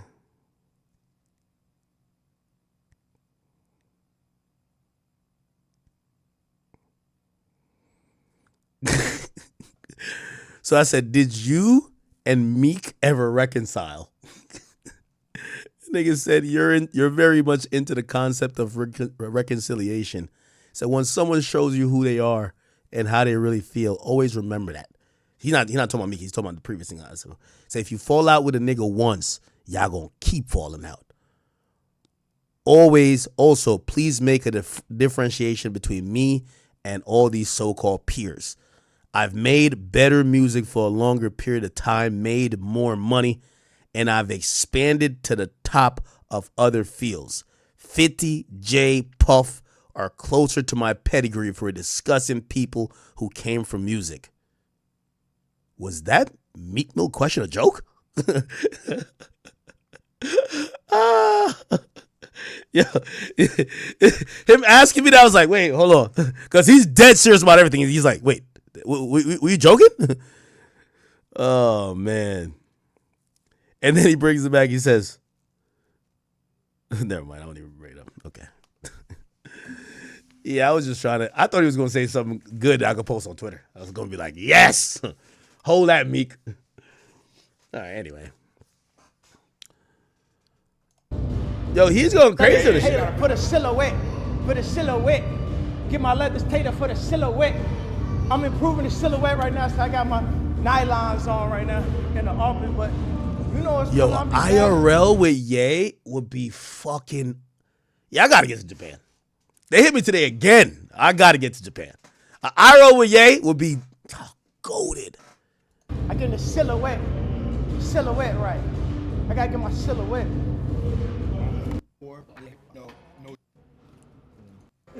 Nah, this is legendary. What y'all seeing right now is legendary. Like, oh Wait. I gotta shout out my barber. Wait, Ye has like a fucking thing with like old school records? And he has a vinyl player? Oh, nah. I have the same speaker right there. No, right there, actually. Oh, shit. Like, no one knows I cut my hair yet. oh, he done chopped it. I gotta shout out my barber, Ye. He done chopped it. Ye's giving out haircuts? With nigga hands. They clipping that. That's a clip. Did Ye said they clipping that? Yo, Ye's a streamer. Live, bro. This ain't no like actual family. There's no.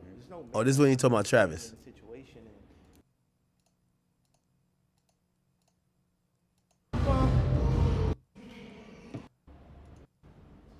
When the water comes, we made it the height of a bathtub to the higher part to where the lower is. They said Mansa Musa moves. All right, man. Okay. Shout out to Ye.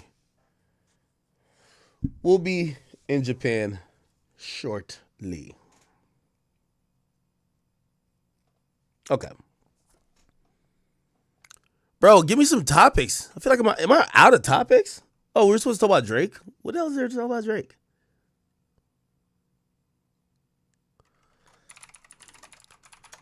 Oh, this is not even an interesting topic, bro. Like, I'm gonna keep it a bean with you, bro. Yo, I keep telling you, man. This Kendrick Lamar era of music is gonna be known as the worst time in music. I'm talking to actual rappers, bro. I talked to a few gangster rappers. They say, yo, Kendrick just took the fun out of this shit. This shit lame now, bro.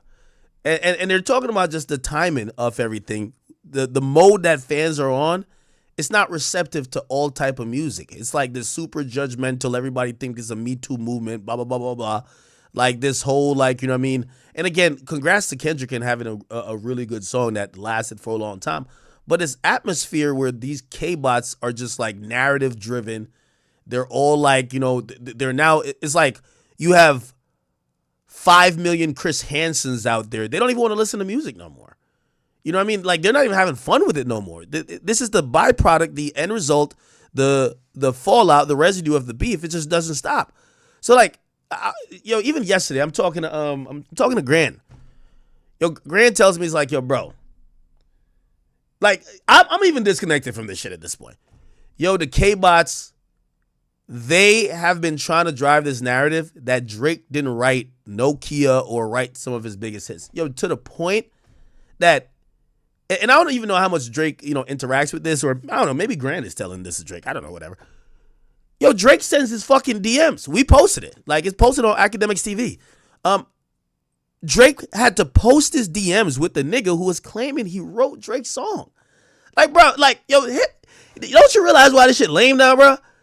Like, they want to see this nigga Drake down so bad. They're just making up random things. Yo, Drake ain't write the song. Look at this guy. He said he wrote it. Drake gotta literally show, yo, this loser is in my DMs. I've never even talked to this guy. How the fuck is he? So I don't even know the full rumor. Supposedly is the K-Bots made up that Drake didn't write his timestamp records. Like, come on, dog. Like, come the hell on. Now, let's see if we can find it. No, this is on my page. Let's go to Academics TV.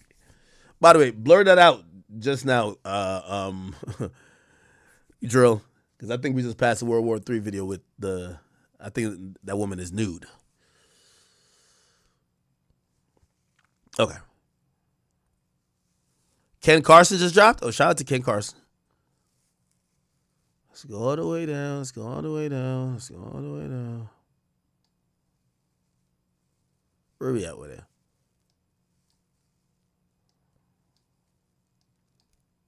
Okay, we got to go all the way down. I think it's yesterday. Bro, this shit's so lame now, bro. I just don't even want to cover this shit no more, man. This shit is super lame. It's like Kendrick created this stand base where, like, they know they ain't going to see their artist for another year or so. So all they do is just create fake shit on Twitter, bro. Let's see if we can find it. Damn. Shout out to Academics TV for posting a lot. I love this. They post way more than me. I love it. Okay. So 19, who I believe was the producer of like One Dance, he had to come out and be like, yo, Drake wrote the whole song, because they were saying One Dance wasn't written by Drake. Like, they just start coming up with this, oh, Drake don't write nothing no more. So WizKid wrote the part of the song that he performs, okay? And then the other thing was, I think, the Nokia thing. Let's see. Can we find it? They were basically trying to say Nokia was written by the producer, right? And Drake just stole the song. Here we go. Okay. So it says, here we go.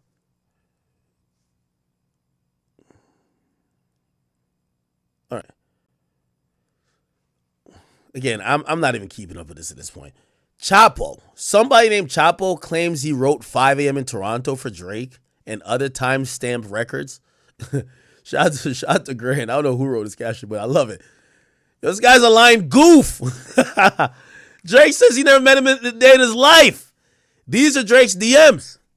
The dude been hitting Drake 2016. OG, I would love to work, man. You're an inspiration to us younger generation artists. I'm from East New York, Brooklyn.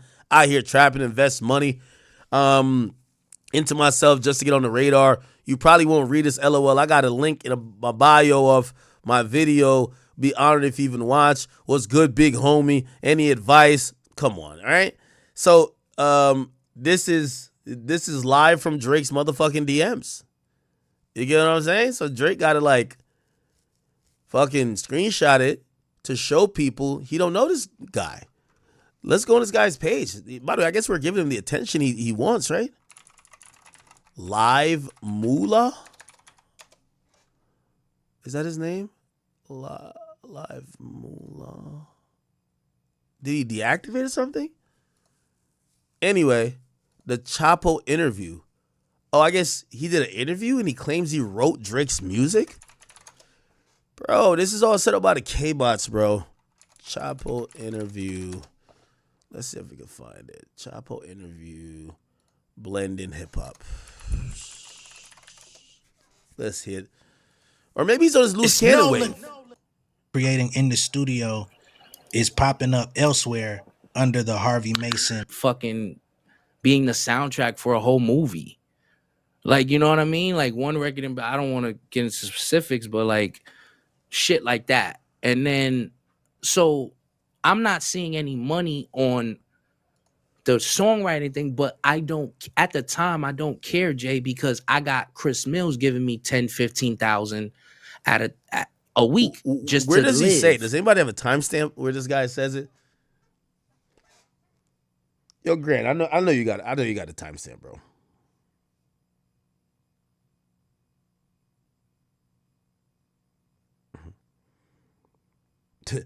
Yo, Grant says like Drake just Drake reached out to us. We ain't even hit Drake about. We ain't even see this bullshit.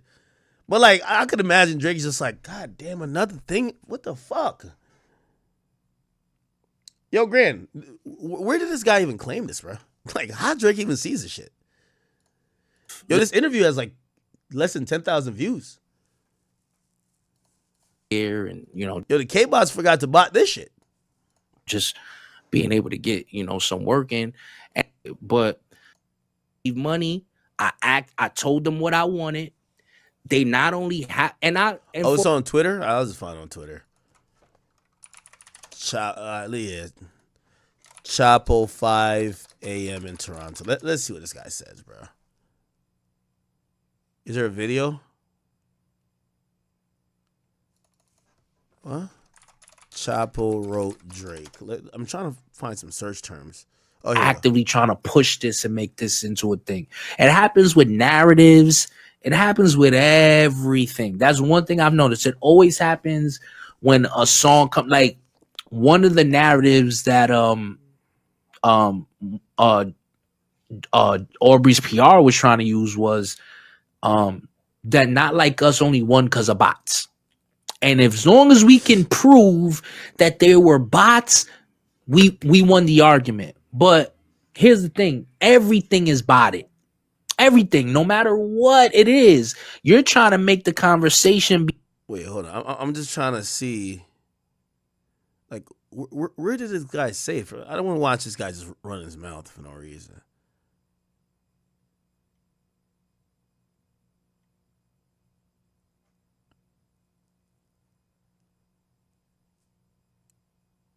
Does anybody know? Bro, I just want I don't want to watch a 3-minute clip of this guy, bro. Actively trying to back of the record, what it did to the culture, the whole culture stopped. Bro, this man is that calculated. You know what I mean? So, bro, people just genuinely, bro, you can't deny that was one of the more standout records of the shit. Not to mention, bro, like because with this whole lawsuit and everything, there's this whole camp. It was what it was. You can't erase that because I mean we lived it. So it was like the nigga just dropped Meet the Grams here, No face. And I knew it was coming. I'm like, yeah, all right. That verse on New Freezer. I forgot he did this on so and so. Like, stop playing with him, bro. Okay, I don't even know what the fuck. Am I tripping? Did this guy say something about 5 a.m. in Toronto? He claims to have written 5 a.m. in Toronto. What? Bro, I can't even find this, bro. Anyway. Also, it came out that, the K-Bots was saying that Drake stole this Nokia song because apparently Nokia is on the way to number 1. Let's see where it's at on billboards right now. Billboard Hot 100. Let's see. Nokia is 3. I think it's at its peak. Apparently, it's been it's going to impact on radio this week because UMG is getting behind the record. The record is going to get a significant push. And yes, it does take your major label to help push a record on radio platforms. Their relationship with iHeart Media, among others, is going to help make a record go from here to here. And look like they've seen that Nokia is just going up just off TikTok and his fans supporting it. So, what UMG won't do, they won't cut off their nose to spite their face. They ain't going to act like, Drake are suing us, we're not going to do our job. They're like, all right, fuck it, let's push the record. So apparently they're starting to push the record. So this Nokia has a chance to actually get to number 1. We're going to see how dedicated Drake fans are. Will they keep supporting the record that it could take Kendrick out of the number 1 spot? Because right now, I think the top 10, I think Not Like Us just dropped out of the top 10. Yeah. Not Like Us is at 15 right now. And it's like the first time it's been out of the top 10 for a while. And the only Kendrick song that's in there is Luther, but it's just hanging on, and it's 19 weeks on the charts, which is impressive, and it's at 1. So I think, it would be a big statement if Drake could dethrone Kendrick. What that would show, that doesn't mean the battle or whatever you thought about the battle ended differently, but it shows the resilience of what Drake's career is, because people can't wait to see a flop for Drake or see his music consistently drop off the charts like this to be able to say, oh, this guy really was affected by the battle. I think if he pulls a number one in a couple weeks after the damn near Super Bowl halftime performance show, it shows you this guy ain't going nowhere, right? So we'll see. It's at number 3 this week. We'll see if it goes up. But apparently the K-Bots were attacking Drake and saying that Drake stole the song from the producer. And they said this is a video of the producer before Drake voiceover. What the hell? It says Drake proves once again how unoriginal he is and how he likes stealing other people's ideas. Let's hear it. Let's get it. Hey, hey, hey, hey. Yeah, let's get it. Who it is, ho? Who it is? Who it is, ho? Who it is? Who calling that shit? You calling my shit? Who calling my shit? Who's calling that shit? Who's calling that shit? Who's calling that shit? So,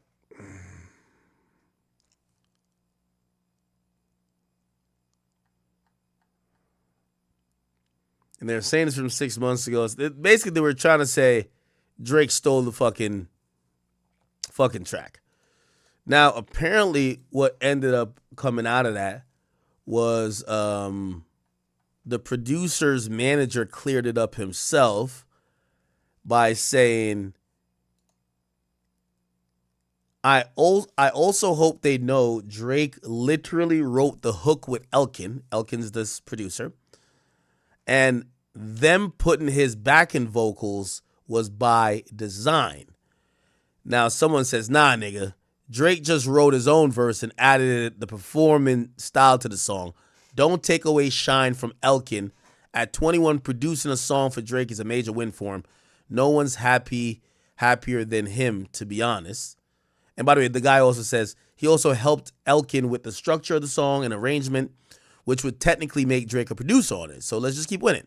So this person said, nah, don't take anything away from the guy, basically saying Drake ain't did shit, or Drake only wrote his verse. And the guy says, I manage Elkin. So I manage the producer. So if I'm telling you what happened,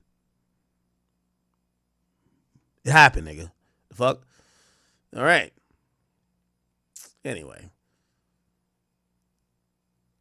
So also, the 5 a.m. in Toronto thing supposedly was a reference track. Let's see if we can hear it, man. Oh my God. Of course, this guy's like he's the new leader of the K-Bots since the white dude like went away. I don't even have to. Let's hear this. I don't know if Where's I don't care about hook. Believe it. Let me stop. Where's the song?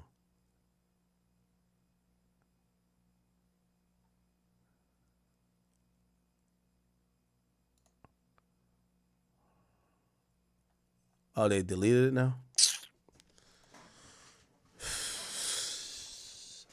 Yo, them YouTubers better be happy that Drake... Yo, it's like Drake inadvertently created a hate group on YouTube.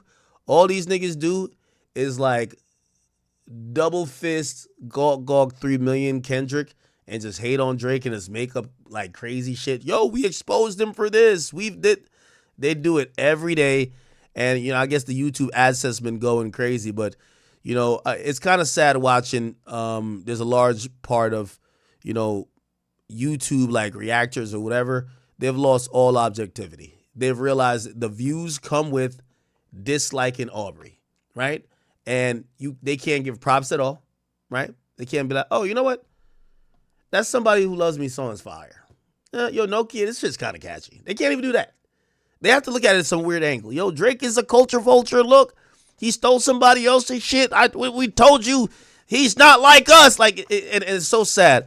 But it's why I keep telling you, like, what is good for Kendrick is that, you know, he still has had a great run, but it's ruined rap almost because people only could look at it in terms of like how you look at politics. So whatever. Anyway, man, I don't want to talk about it anymore.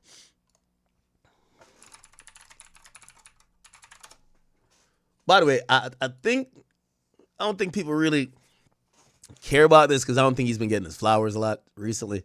But Drake is has now became the artist with the most cumulative weeks charted in Billboard 200 history. He just surpassed the Beatles, which means damn near the most, not most successful, but the most cumulative. Well, actually, that does mean the most successful Billboard 200 artist of all time. So album-wise, just by the charting range, okay, I'm not saying it's number ones, at least on the charting, on the 200, but he's had the most weeks on the list, which I guess means just overall he's probably one of the most successful after passing the Beatles, but nobody gives a fuck, right? Okay, anyway. All right. Was there anything else about Drake? I seen Drake kicking it with his top shooter, man. Somebody told me this was old because he ain't cut his hair. Or he did cut his hair, and this one has him with his hair. Yo, Drake, I ain't gonna lie, man. That tattoo looked like you got a black eye, man. This is like a horrible picture of Drake right here, man. Drake looked like he got a double chin, no neck. You get what I'm saying? I'm pretty sure it's a really bad picture. Of course, his man's uses the picture that he looks kind of cool and devious. Drake looks crazy. You feel what I'm saying?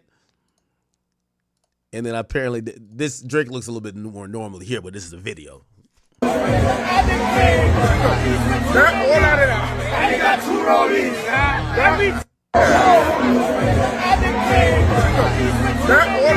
All right, man. I'm glad Drake is kicking it with the top shooter. You know what I mean? Top demon out of Toronto. Apparently they had another video of them dancing to Nokia. The number 1 song in the world.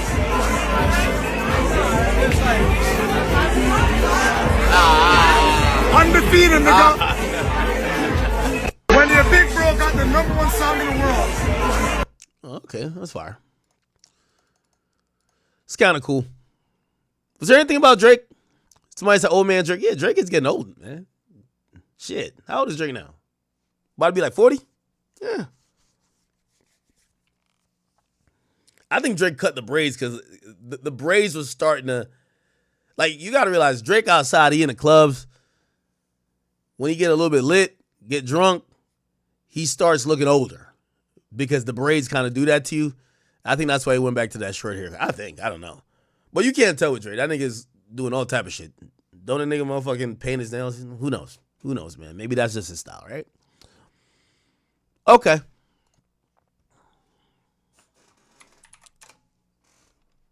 What's going on with the Take K case? Let me get an update on that. Take K.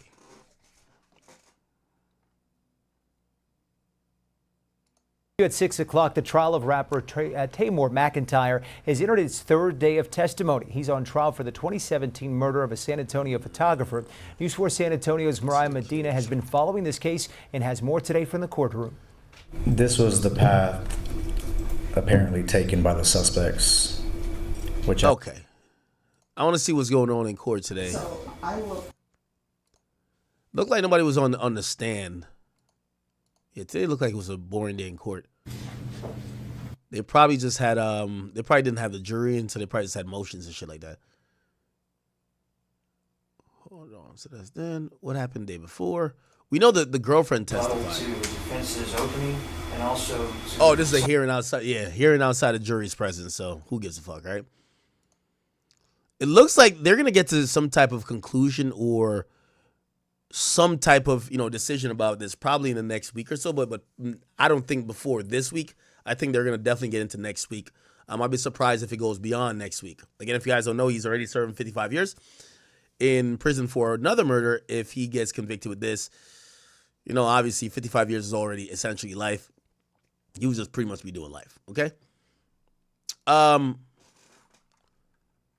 Boy. Have y'all seen this? So Soulja Boy, he actually got found liable in a civil case for assault, sexual battery of his former assistant. Okay, the person actually follows a Jane Doe, but referring him to his assistant, you could probably figure out who it was. Maybe not you publicly, but people who were around him. The Jane Doe plaintiff received $4 million in compensatory damage and another $250,000 in punitive damage for the claims that the rapper assaulted, sexually battered, and harassed her. Now, keep in mind, we also see these headlines, but we never hear, the wire went through. Like, do we ever hear the victim get any money, supposedly? No, this is going to get appealed. Obviously, the amount is going to get appealed. He's going to try to get that reduced. And then they're probably going to try to figure out if there was anything done incorrectly, that they could possibly get this thing tossed out, the whole judgment tossed out, and that maybe they could do this whole thing again. But it looks like, this ain't one of those where, a lot of times with rappers, we see that the rapper don't show up or don't even participate, and it's a default judgment. Apparently, Soulja Boy was there. They said California jury found Grammy-nominated producer and rapper Soulja Boy liable for claims that he assaulted, sexually battered, and harassed a Jane Doe plaintiff while she worked as his personal assistant, lived with him, and entered into sometimes a consensual, intimate relationship between 2019 and 2020. After 2 days of deliberation, the jury announced that the cranked out rapper owes a woman $4 million. The panel also agreed that the way he acted was with malice, oppression, and fraud, and awarded another $250,000 in punitive damages. Now let's try to get a little bit of understanding of what's going on. It says, I feel like I got justice. Obviously, he's not going to return everything I lost. I lost way more than I gained. My hope is that he doesn't do it to any more women, Jane Doe told Rolling Stone after the jurors were excused.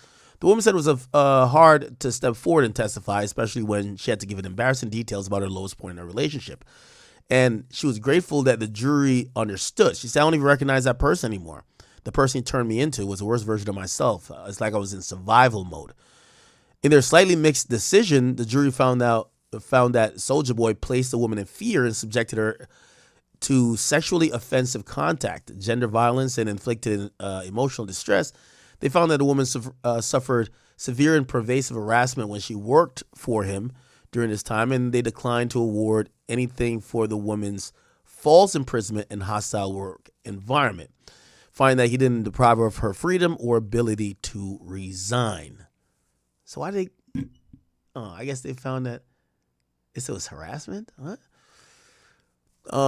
As the verdict was read, he looked straight ahead. He appeared to have had a faint smile on his face when the clerk revealed that the jury had awarded $760,000 for the assault claim.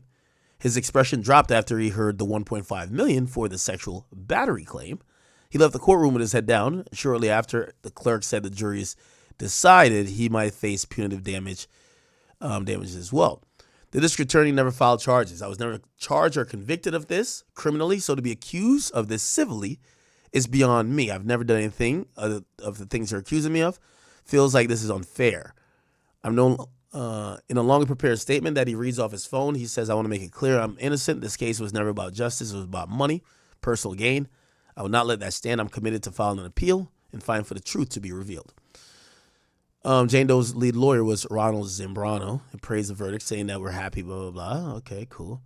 His co-counsel said, all right. They said prior to the trial, Soulja Boy made a settlement offer of $100,000.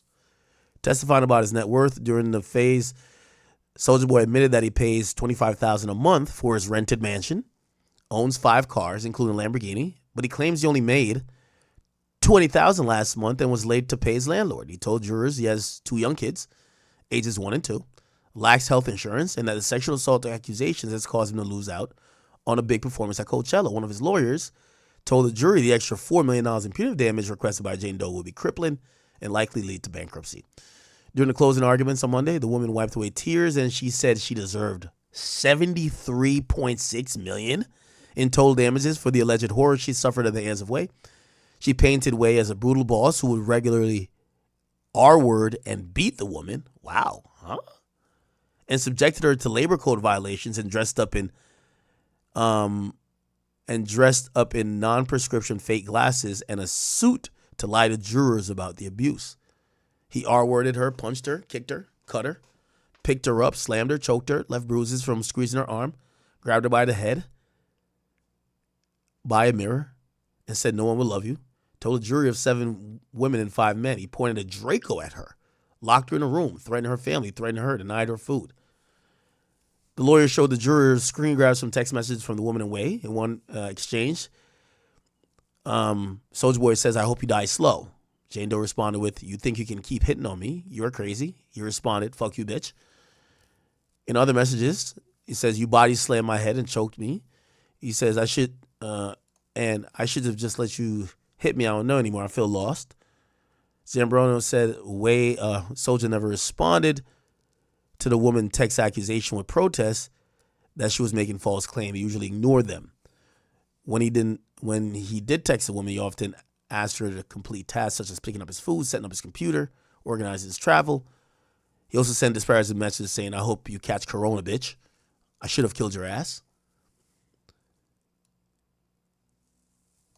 He says in Soulja Boy's defense, the rapper's lead attorney, that Way was a victim of an ex-girlfriend advanced a false story for money.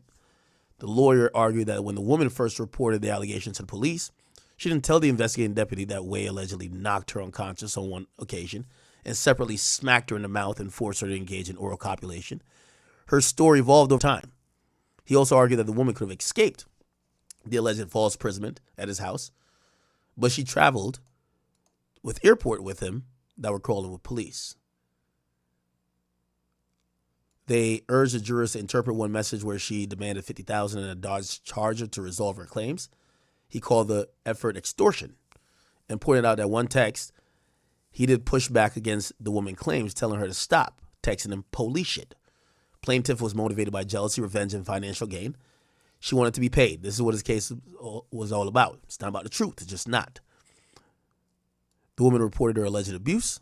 In 2020 and 2021, the district attorney declined to file charges due to insufficient evidence to prove the alleged crimes true beyond a reasonable doubt.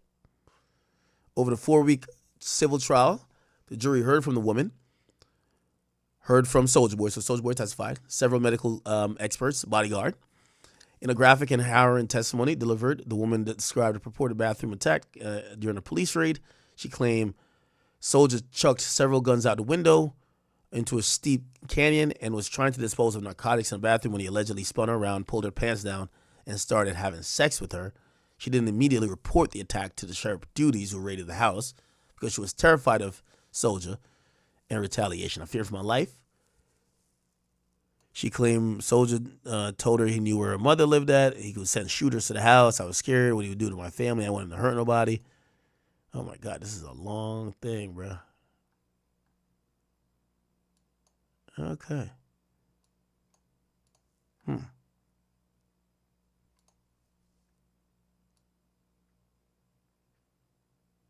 All right. Look like, is this a video of Soulja Boy reading his phone? Okay, let's see. Soulja Boy.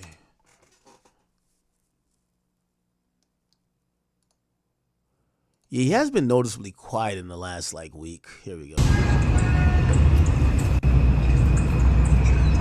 What's up, Soulja Boy? You worried they're gonna hit you with a big verdict?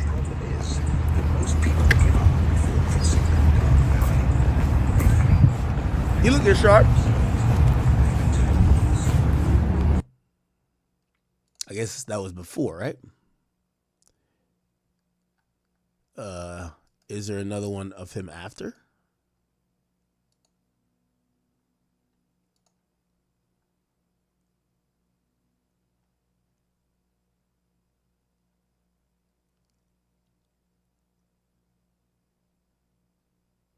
I'm wondering what, well, I guess the details, we kind of skipped some of them, but it must have been some crazy shit said in court, man. I want to see when he supposedly read all of this shit. Because I guess he read a statement.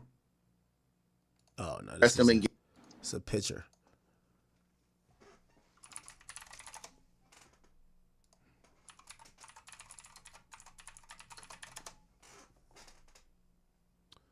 Maybe there's no video.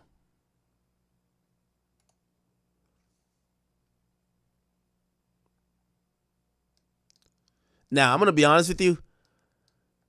I think if that woman wants to see some money, she goes to Soulja, and I know this is gonna sound crazy, and say, "Yo, give me $750,000 or give me $1 million." That $4 million, I don't think Soulja getting up off of that, you know.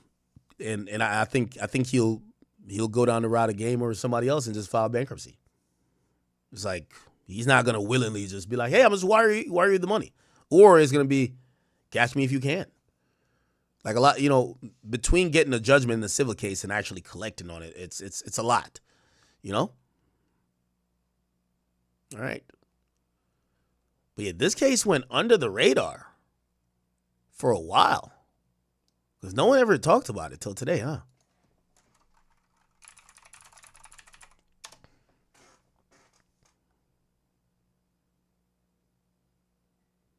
Let's see if I can get anything more on this situation. Yeah, Soulja never talked about it, huh? I see why.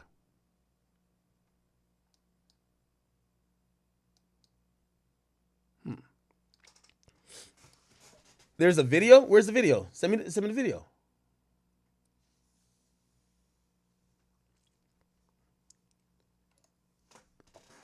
So if there's a video, just send me the video. I can't find the video. Soulja Boy court.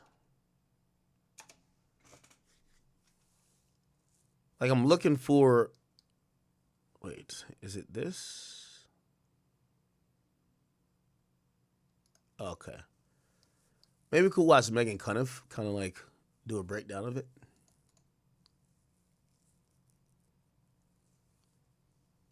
Yeah, I can't find a longer video, bro. They would do not ever having. I can't find it.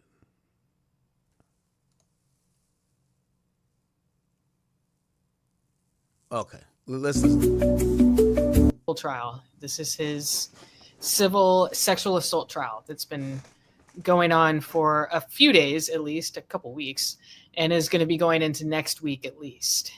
He has not yet testified, but this is a former employee, former girlfriend, who he was hired.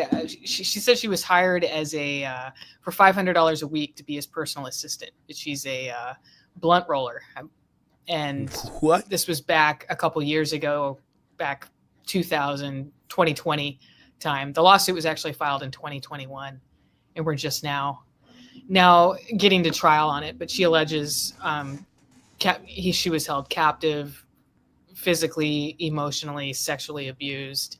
I haven't heard a dollar figure yet for how much in damages she's seeking, but I'm sure it's going to be in the millions of dollars. They'll state that in closing argument. But Soulja Boy's in court hearing. He's at the defense table. She's at the plaintiff's table. She's actually been on the witness stand for the last couple of days. She was testifying last week, and then she testified yesterday.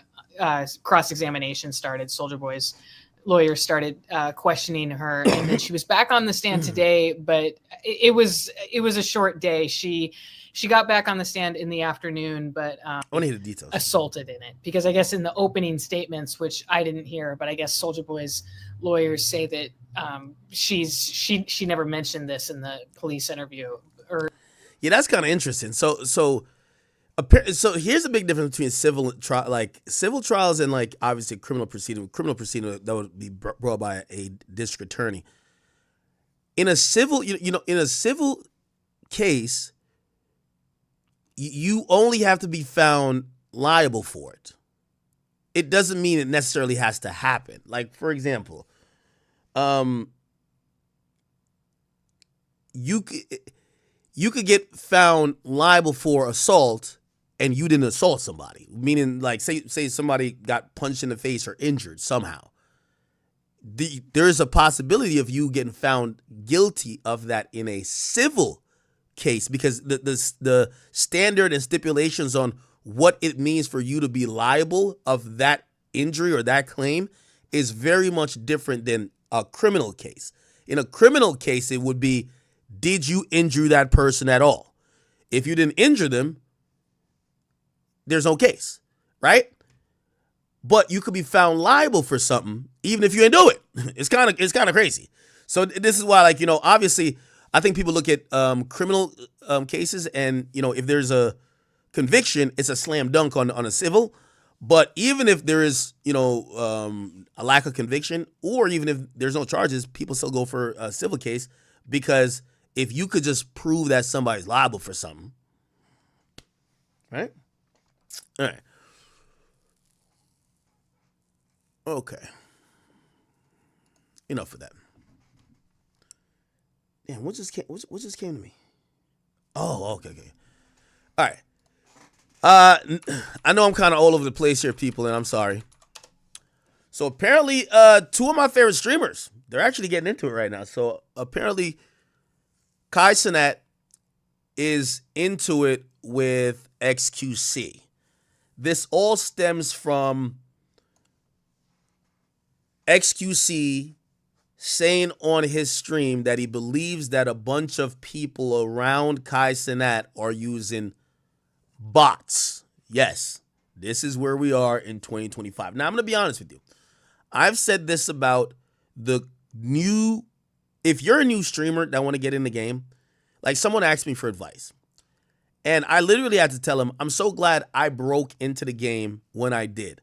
Because these days, if you want to be a successful streamer, and if you're not friends with someone who's already a successful streamer, you're not cousins, you're not brothers, you're not family with someone, or you're not in a group with someone that's already successful, and you got to make it on your own, you're going to need these things. Number one, you always need luck. Number two, you always need good content, right? That existed from when I got in the game to now. But these are some other things that exist now that I don't think existed back when I was doing it or when I got in the game. And the reason why it exists now is because there's so much competition and there's becoming saturation, right? Again, the cream always rises to the top, but it becomes harder. I remember when it was easier to get breaking on YouTube, then everybody started becoming a YouTuber. It became incredibly hard. So this is what you need, if you ask me. And I'm giving like advice, but don't take it as, advice. Take it in tongue in cheek, pause. You're going to need a budget. Historically, you never really needed a budget. You could get a cheap laptop, a cheap camera, a piece of shit, a $30 mic. And as long as you had internet connection in your mama's room and you kind of do your thing and maybe you're funny or whatever, you could get in the game. That's not enough. You need a sizable budget. Why? The majority of the people who are streaming now coming up, they're using a budget as marketing dollars. How does that work now? They're paying clippers. They pay their own fans or other people to clip their content in hopes that it could get viral. More eyes that get on them means more people that come to the stream. They grow. So again, you might need to have a budget of $1,000, right? And we're starting light here. At least $1,000 to promote yourself, right? It could go up exponentially because maybe you want somebody to react to your shit. So now you want to pay a bigger streamer. Yo, could you react to this? This is a funny moment that happened. I'm going to slide you $1,500. So you need a budget now, right? And by the way, I'm saying this as well because I think most industries get to this point. Like, for example, basketball. This is where basketball is at. Don't you realize all the NBA players' kids are the ones getting all the attention? You know why? From their yay high, you get their father who was in the league. Not only are they showing them shit, trying to have them work on stuff, they get them a full-time They get them a guy to work on their jumper. They get them a conditioning guy. They start getting them with someone who's going to get their diet and exercise. Everything is like really refined. So if you're just some kid that's in the hood, you got to carry a gun to make it to school. You got to come home and do chores for your mom. You got to go do mad homework. You got to go try to go get some bitch. Whatever you got going on. And then you have that one, like there's only one court that's like 10 blocks away. And you got to wait every 25 minutes. Be like, I got next. You're not going to get the amount of reps in like that basketball player's son, the NBA player's son, who they have a private court. They have people teaching them how to do this drill, do that drill.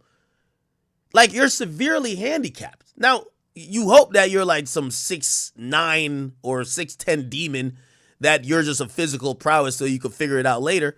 But if you're a guy who needs to have skill, bro, these NBA players are so I'm making that parallel to say, these days as streamers, if you have no connection, you need a budget, right? You also need a jump start. Remember, you don't got no friends that are streamers. So I'm going to be honest with you. I know a lot of these niggas were, I had 1 million followers on YouTube. And when I came to Twitch, because I never promoted Twitch, I wanted Twitch to be the people who really fuck with me, and they came over. It was only 30 people at first, for like the first, I don't know, maybe 6 months or even a year. But eventually, it ramped up and ramped up. These days, if you're on Twitch, it's so saturated and inundated with other people trying to make it, you need to try to act like you got some motion. You got a bot. You got to buy your followers. You just got to go get some, shit. And again, you need a budget. How you going to pay for the bots? Budget. But now you pay for some fake eyes to watch you. Now when people are on their just chatting page, you're like, oh shit. Yo, who is this nigga that got 800 people watching him? You really only got 60, but you pay for the rest. They click on you, you being funny, you being whatever. They're like, damn, if 800 people fuck with it, I fuck with it too. We tell you that's pretty much what botting does. Botting brainwashes the real people to believe shit's lit. It's like FOMO. Anyway, XQC has noticed that the entire crew that hangs with Kai, their views are through the wazoo, right? Now, it's increasingly interesting when Kai is online and these guys are online. Kai got 100,000 people. All of these guys individually have 25,000. Now, I personally don't believe they're botting. I think what Kai has done, I said on Aiden's stream, he's commercialized streaming. He's brought new eyeballs, to streaming that has made streaming a bigger thing. So where before, maybe 2 years ago, if Kai had 100,000 people watching, the market of people who watch streams, that means that the majority of them was watching Kai. I think there's so many people who watch streams now, there is enough people to go around, enough viewers to go around. So it's not necessarily botting. But, XQC is a legend in this game. Let me just play what he said. Where is it at? Here we go. Is it here? All right. This is what XQC said. So he goes on this page that kind of shows, and I think that was the basis for his criticism. It shows viewership versus active chatters. And he's saying something doesn't seem right because some of these guys, they're not getting the same proportional amount of chat activity as the viewer count suggests. Listen to him. Even Kai is pretty natural too. I don't be. So some of Kai's friends though, I'm not. Hey, if I speak.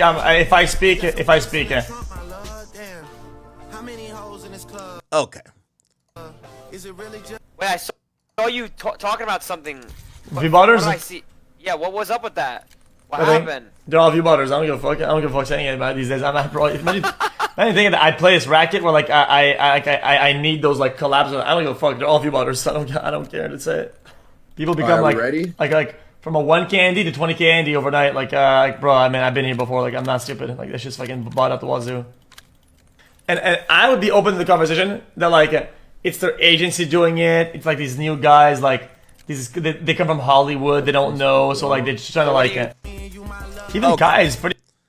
So you basically saying Kai's friends are botting, right? Kai responds. On this clip right here, nigga. I feel like people are entitled to their opinion. People, could just think whatever they want. That's fine. That's okay. Psych, I fucking lied. I'm tired of the dick riding. Get off my dick. Yo, I ain't gonna lie. It's I be holding back too much. I'm about to just let shit rain. I'm tired, nigga. I ain't even gonna lie. Fuck all of that shit. Fuck all of that. Nigga, fuck all all of that shit, nigga. Fuck that. Listen, okay? Delayed or what? Am I delayed right now or no? Am I good? 1, 2, 3. 1, 2, 3. 1, 2, 3.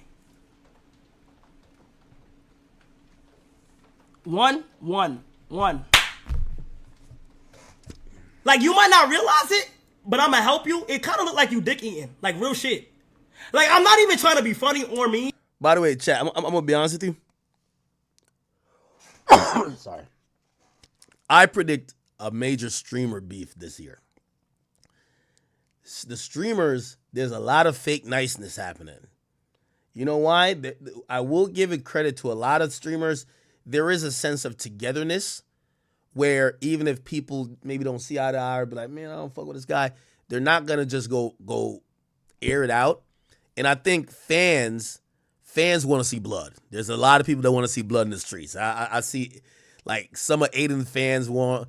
They're like, yo, Kai don't like you, even though I don't think that's not true. I don't think that's true. And so they're acting like Kai and Aiden don't get along. Then they're acting like some of the FaZe guys and this person don't get along. At some point, the fans are going to be successful in stoking a beef, and that's just how it goes, bro. That's how it goes. I'm going to go ahead and say, it looked like you dick eating just a little bit. Like on this clip right here, nigga. Okay. So that happens. Then XQC responds. You haven't seen the build up to where they at right now. What is the story behind the 4 days in a row under 40% chat rates? Listen, I'm not. Forget about what. So trying to, I'm trying to explain what he's saying. XQC saying, I'm not hating. And I hear what your response is, which is you're not looking at these guys' stories of how they came up because their shit is authentic. XQC is saying, well, I'm going by just pure numbers. How come there's less than 47% people active in the chat compared to people who are watching? That's what he's going off. That's just a metric he's going off that he finds on some other website. What I said, forget about anything that I know or don't know. Explain what type of story or what endeavor gets you to sub 40, sub 30% validation rate in chat. Explain. I don't know. Just explain it. 4 days, 5 days in a row. I mean, why even attack me? Attack my story. Bro, you haven't seen the build up to where they at right now. What is the story behind the 4 days in a row under 40% chat rate? Now, I'm going to say this. And I completely get where XQC is coming from, but I would say in Kai and I guess his friends' defense, Kai's friends are doing like these extremely like pop culture collabs that are bringing in people that don't necessarily watch streams all the time. Like XQC, his audience, they're on Twitch all the time. They have accounts that are signed up. So of course they're going to be in the chat. That's his audience. I believe there's a guy, it's like a little kid that's in Kai's friend group. His name is Rakai, I believe. He just did some shit with Lil Tay. They're posting it nonstop on like Shade Room Teens. I don't think most of them women on Shade Room Teens are watching Twitch or have accounts. So they might just click the link to see, they might have seen it on Lil Tay's page or whatever to see what the fuck is going on, but they don't have an account, so they can't type. So they're just watching. So I wouldn't just automatically assume that this is some fake shit. But I do understand that metric usually works for a lot of people if to predict if they're botting or not, because most people aren't collabing actively with outside their Twitch community. Right. Listen, I'm not. Forget about what I said. Forget about anything that I know or don't know. Explain what type of story or what endeavor gets you to sub 40, sub 30% validation rate in chat. Explain. I don't know. Just explain it. 4 days, 5 days in a row. I mean, why even attack me? Attack my story. Bro. Okay. Kai responds again, I believe. You feel me? But like, I'm pretty sure Felix knew all of that shit, but still decided to say it. Bro, I promise. Okay, this comes with a bum in my heart. I promise. At this point, I could easily save myself and say, yeah, whatever, and just kind of walk away from this dialogue. Okay, just for the sake of the argument, just for the sake of, in general, about just having integrity on botting, bro, I'm doubling down. Bro, I have to. I swear on everything with what I know and what things that I look at and I analyze that I've shown. I'm not like just saying it. I truly believe it. Whether it's them, a viewer, a mod, an agency, whether it's some like Bulgarian basement dweller, like fucking bot maneuverer or whatever, somebody's doing something that's tampering it. It doesn't matter. You feel me? But like, I'm pretty sure Felix knew all of that shit. Okay. But And then lastly, oh no, I think that's over. Yeah. Ken Carson's album just dropped. I think Ken Carson called Kai or something.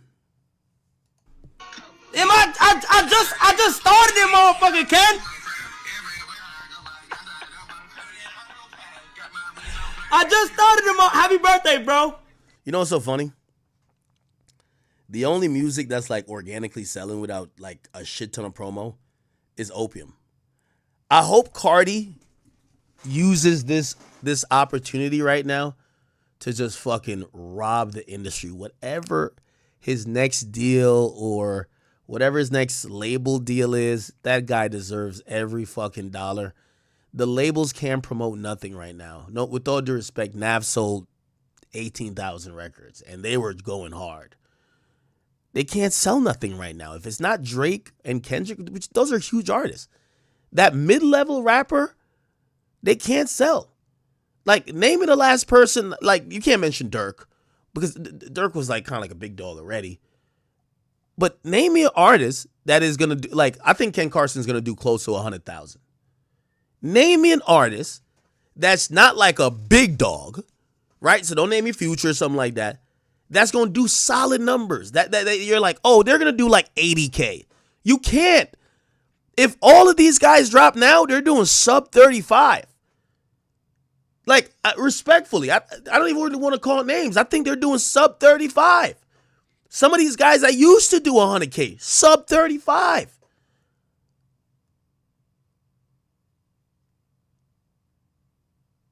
So, I kind of look at it that the only group of artists that got like this organic motion where people are just tapped into them are these Opium dudes. Somebody says Yeet. How much did Yeet sell? Didn't Yeet, let me see. Yeet first week sales.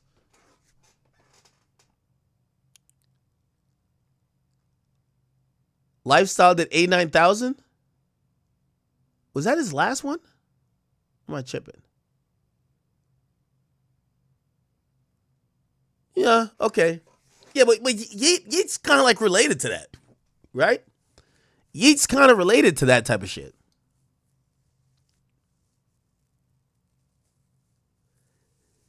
Chat, name me an artist that would sell. Don't mention no YB. These are veterans in the game. You know, don't mention no Future, no Lil Baby. Don't mention no Thug. Don't mention no Drake, Kendrick, J. Cole. Name me an artist right now that you'd be like, yo, if they drop, they're going to do at least 75K. That's not in this like bubble of making that Opium type music. You know, the only thing moving right now is this Opium type music, bro. Gunna? Bro, no. Like, how much did Gunna sell first week last time? Gunna first week sales. Gunna sold 83K with One of One. I'm going to be honest with you. I don't even think Gunna would sell over 75K again. I think Gunna is, he'd be around there. What did One of One have on it?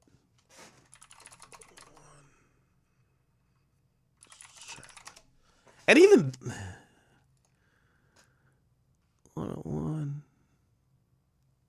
Yeah. Yeah. All right. I'll give you Gunna. Pooh Shiesty? Hell no. Not dissing, but Pooh ain't doing that. Ray Shremmerd? Nah. Look, Ray Shremmerd first week sales. Their last time they dropped, they did 49,000. Nah, Pooh Shiesty ain't doing over 75K, bro. D Baby, he not doing that neither. Who? Glorilla? I ain't gonna lie. Glow is on a hot streak though. Glorilla first week sales. Yeah, she sold 70. Yeah. Glorilla on a hot streak. Glorilla on a hot streak. I'm not even gonna lie. Glorilla really like top 3 female rapper right now. Like I think Glorilla is hotter than Lotto. And I used to think Lotto was hotter than Glorilla. But I think she's hotter than, if not Nicki Minaj, Glorilla's hotter than Meg Thee Stallion. It's hard to put Cardi in the conversation because Cardi don't drop. But Nicki Minaj, how much does Doechii sell? Let's see what Doechii first week sales. Oh, she sold 31? By the amount of dick riding they be having for Doechii, I imagine her next one got to be at least like 75K, right? Schoolboy Q? Nah. I don't even think Schoolboy Q sells over like 40K no more. Schoolboy Q first week sales. Blue Lips sold 34K. Yeah, Blue Lips. That was the last one. It sold 34K.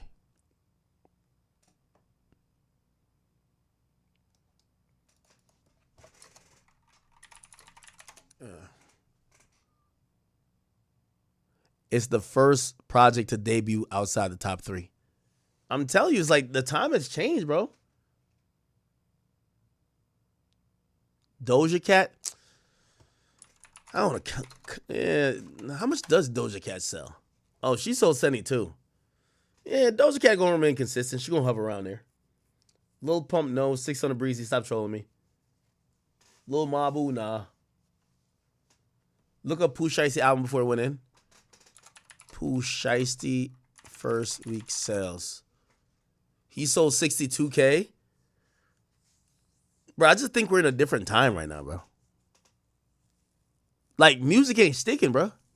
Like, a song will stick, but like, when have we seen like an artist just have that wave? Like, Glorilla's having that moment. Gunna having that moment too. But all these opium niggas, bro, niggas not expecting a song. Well, they want anything from them. But like, say with Cardi, niggas just wanted the album. Like, name an artist where people like, give us the album. Jack Harlow? I don't think Jack. What was Jack first week said? Jack Harlow first week said. Oh, hell no. That nigga did 35K. I'm going to be honest with you. I think Jack Harlow. Wait. No, hold on. Let me see.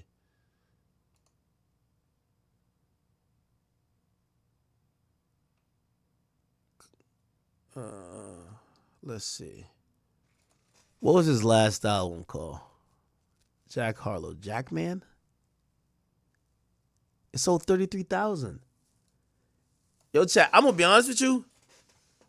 I think Jack Harlow is a pretty good rapper. I look towards him being one of the leaders of this new school. But I'm going to be honest with you.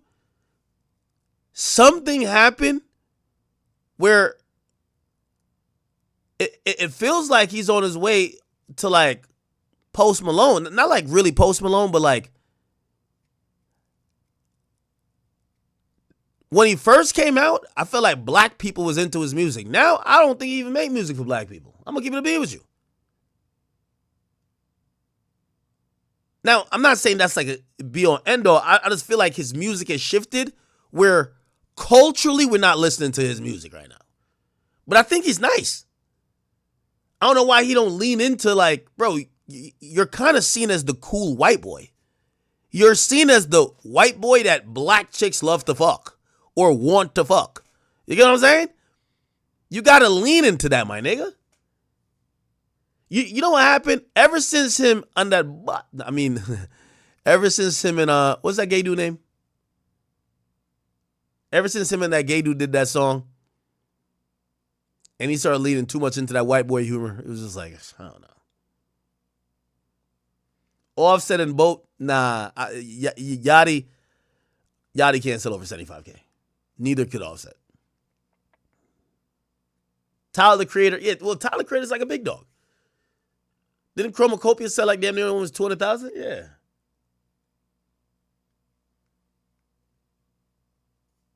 Where the hell Lil Nas X been at? Actually, let me not go. Why for that? Yeah, let me not go searching for no goddamn. Bloodhound Q50. He's still on the come up. Somebody said black chicks want Jack Harlow.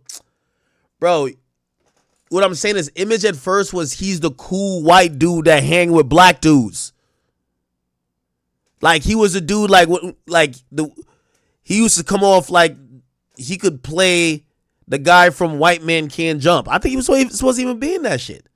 What I'm saying is that his music now, like his last album, I think it was meant for just like one specific demo. Big X the plug, nah. Meek Mill sold 6,000 last time he dropped, bro. Like, get him out of here. Royce the 5'9", nah. Ian, nah. Boss Man D-Lo have fire singles. I don't know if people buy his albums. Let's see, Boss Man D-Lo. First week. Yeah, he sold 25K. He ain't gonna get there. D-Thing, no. BLP Kosher, no. Brick Baby, no. Young and Ace, no.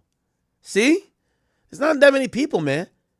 Yo, these days, 50K is like 500K. Selling 50K first week is like selling 500K. Especially 50K without finessing.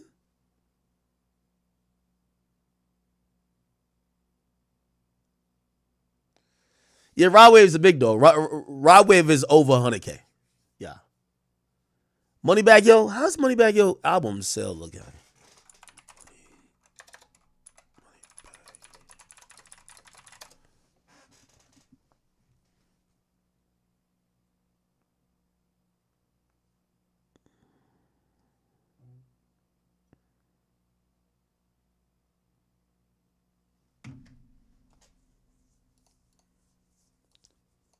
$110. That was his last shit?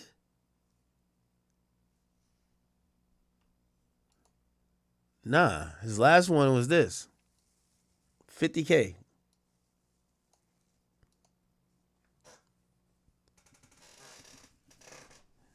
Yeah, 50K is like 500K, as I said.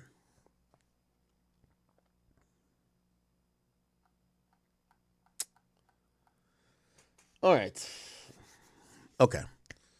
Any other topics, chat? Throw me a topic or something. By the way, chat, this time I'm following through.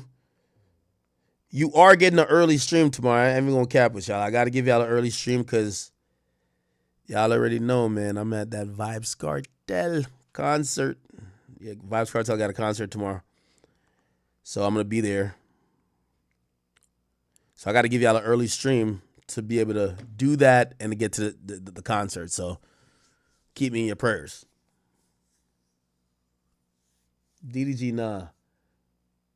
Drake leaks? What about Drake leaks? Drake lawsuits? Nah, chat, we're not breaking the street this time. Not happening. All right. Let me see what else is going on. Let me go to TMZ.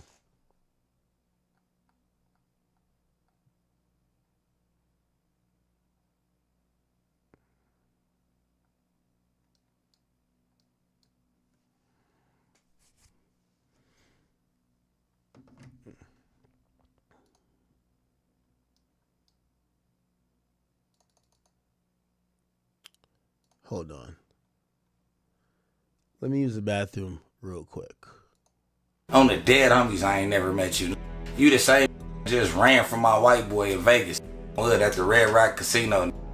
060, trying to use names as passes and all that. Tell cuz 060, cuz no bueno, cuz get right up out of there. You've never seen me, cuz 060, you don't know nothing about me, cuz 060, you didn't grow up with us or nothing. Who is Big Loose Cannon? We gonna start there. Who is Big Loose Cannon? 060. Let's get this clear right now, man. Loose Cannon is not from 60s. There's too many stories talking about the boy Loose Cannon from 60s. Loose Cannon is not from 60s. Never been put on. Put that in your pipe and smoke it. Don't be late. Sometime later, Loose would allegedly play the call that Big U had made to him only moments before Nipsey's death. Of course. Period. Listen, I'm about to play it to you right now. Right now on loudspeakers because I had to plug in my speakers. Let's go right now. What up? You heard that, right? I'm gonna play it again. Yeah, I heard that. I'm gonna play it louder. So, like, bro, let's up right now.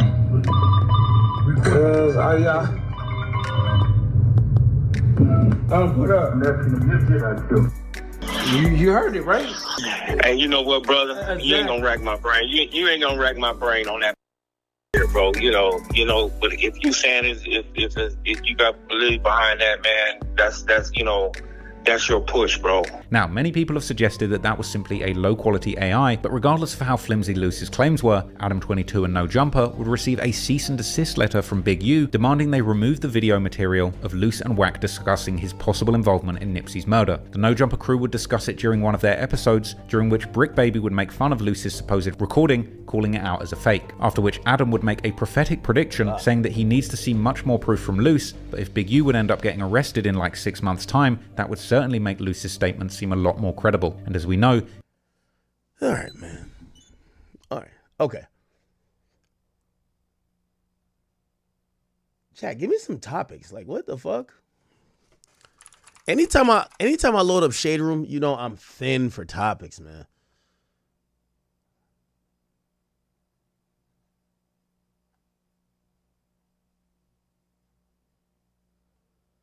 Ain't nothing on here to talk about neither.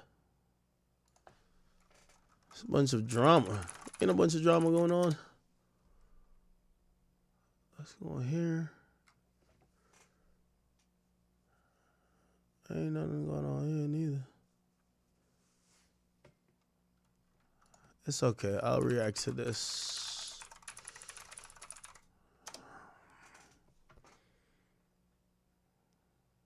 Okay.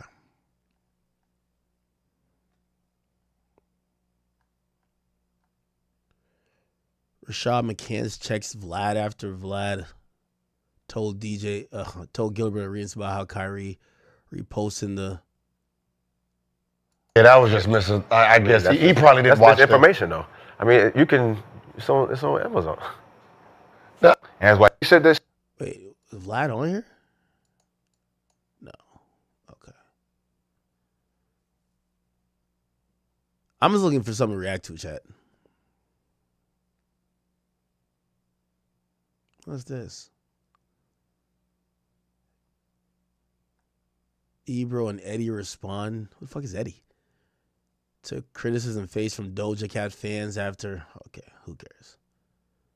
Wayno reacts to Baca Not Nice, trying to clear his name. Okay. What is this? Oh, the top 25 female rappers thing. Yeah, perfect. We'll react to that. I did post a. Billboard named their top 25 female rappers of all time. I do believe that some of it was based on their performance on Billboard, and it was also prorated for newer rappers as well. So this was their list. Number 1 was Nicki Minaj. 2 was Missy Elliott. 3, Lauryn Hill. Lil' Kim, Queen Latifah, MC Lyte, Salt and Pepper, Roxanne and Shantae, Eve, Foxy Brown, Cardi B, Da Brat, Trina, Left Eye, Meg Thee Stallion, Doja Cat, Rhapsody, Remy Ma, Lotto, Mooney Love, Glorilla, and Lady of Rage. Initially, when I saw this, I was I was a little bit like, what the fuck? And I wasn't being biased, but I was shocked when I saw number one, Lotto, like top 20.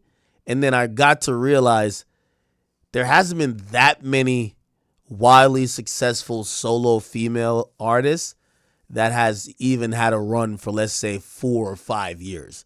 So, with all due respect, to be on this list, I don't think the barrier or the level is that high.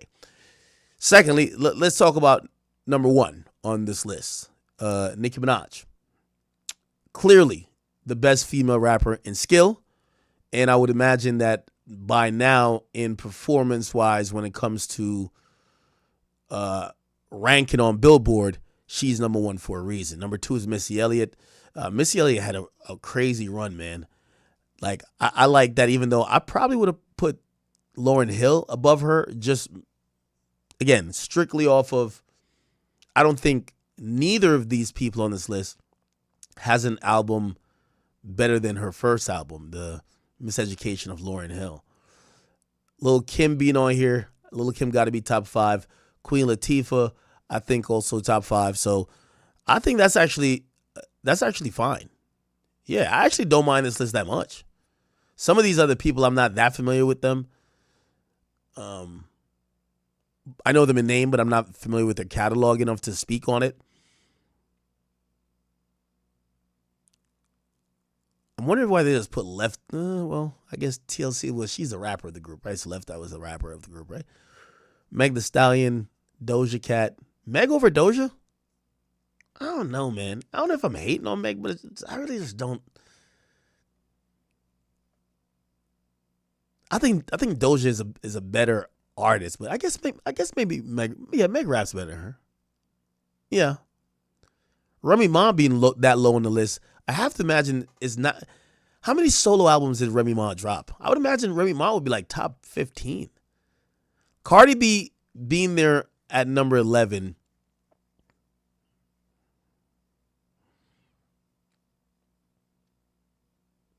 Well, I think Cardi B's really nice. Like, I think Cardi B rapping these days is good. She's been killing verses. She's been pretty much putting out, when she does put out music, it's good.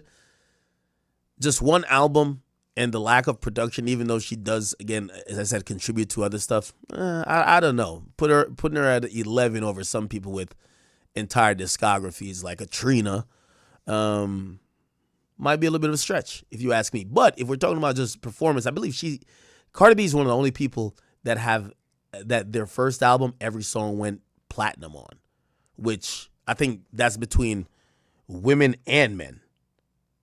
You get what I'm saying?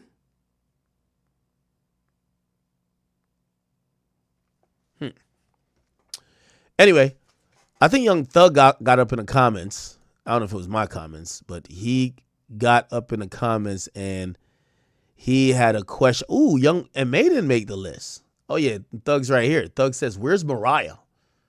Nigga, Mariah's in bed with you. Like, what do you mean, where's Mariah? What is Thug talking about? Where's Mariah? Wait, on the list? Bruv, is Mariah considered a rapper? I thought she was like an R&B songstress. Nigga, Mariah's next to you in bed, my nigga. Okay?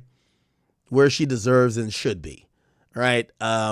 With all due respect, I do like some of her songs. Mariah the Scientist. She's up and coming. I don't even think she would be, because there's a lot more competition for female R&B. I don't think she would be in the top 20 female R&B. Much less top 20 female rapper, which I don't think she's a rapper. I see some people saying Young M.A. and Dej Loaf. Is Dej Loaf on this? No, she's not. Yeah, Young M.A. should be on this. But that's where I'm like confused, because Cardi B has one album. Rhapsody has a bunch of albums. Right?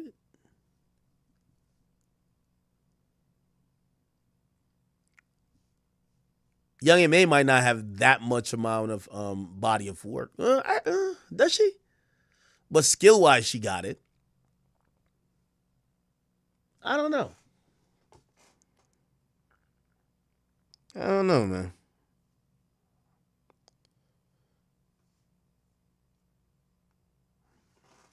Okay. Dej Loaf, Young M.A. I could see them being in the top 30. I'm gonna put Glow over Cardi B. Where's Glorilla at? Glorilla is at 21.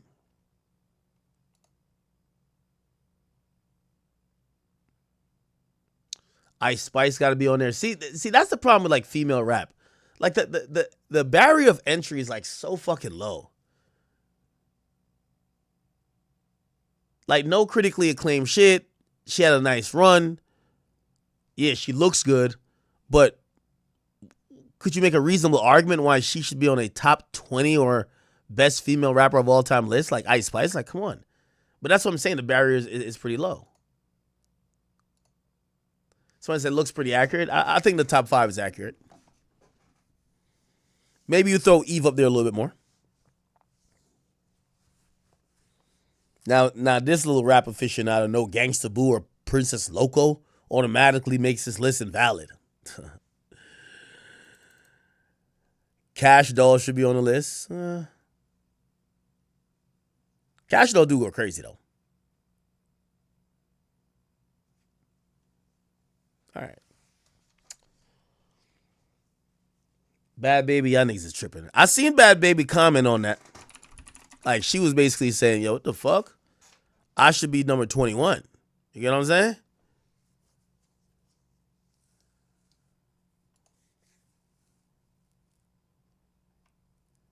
Where is she at with that list?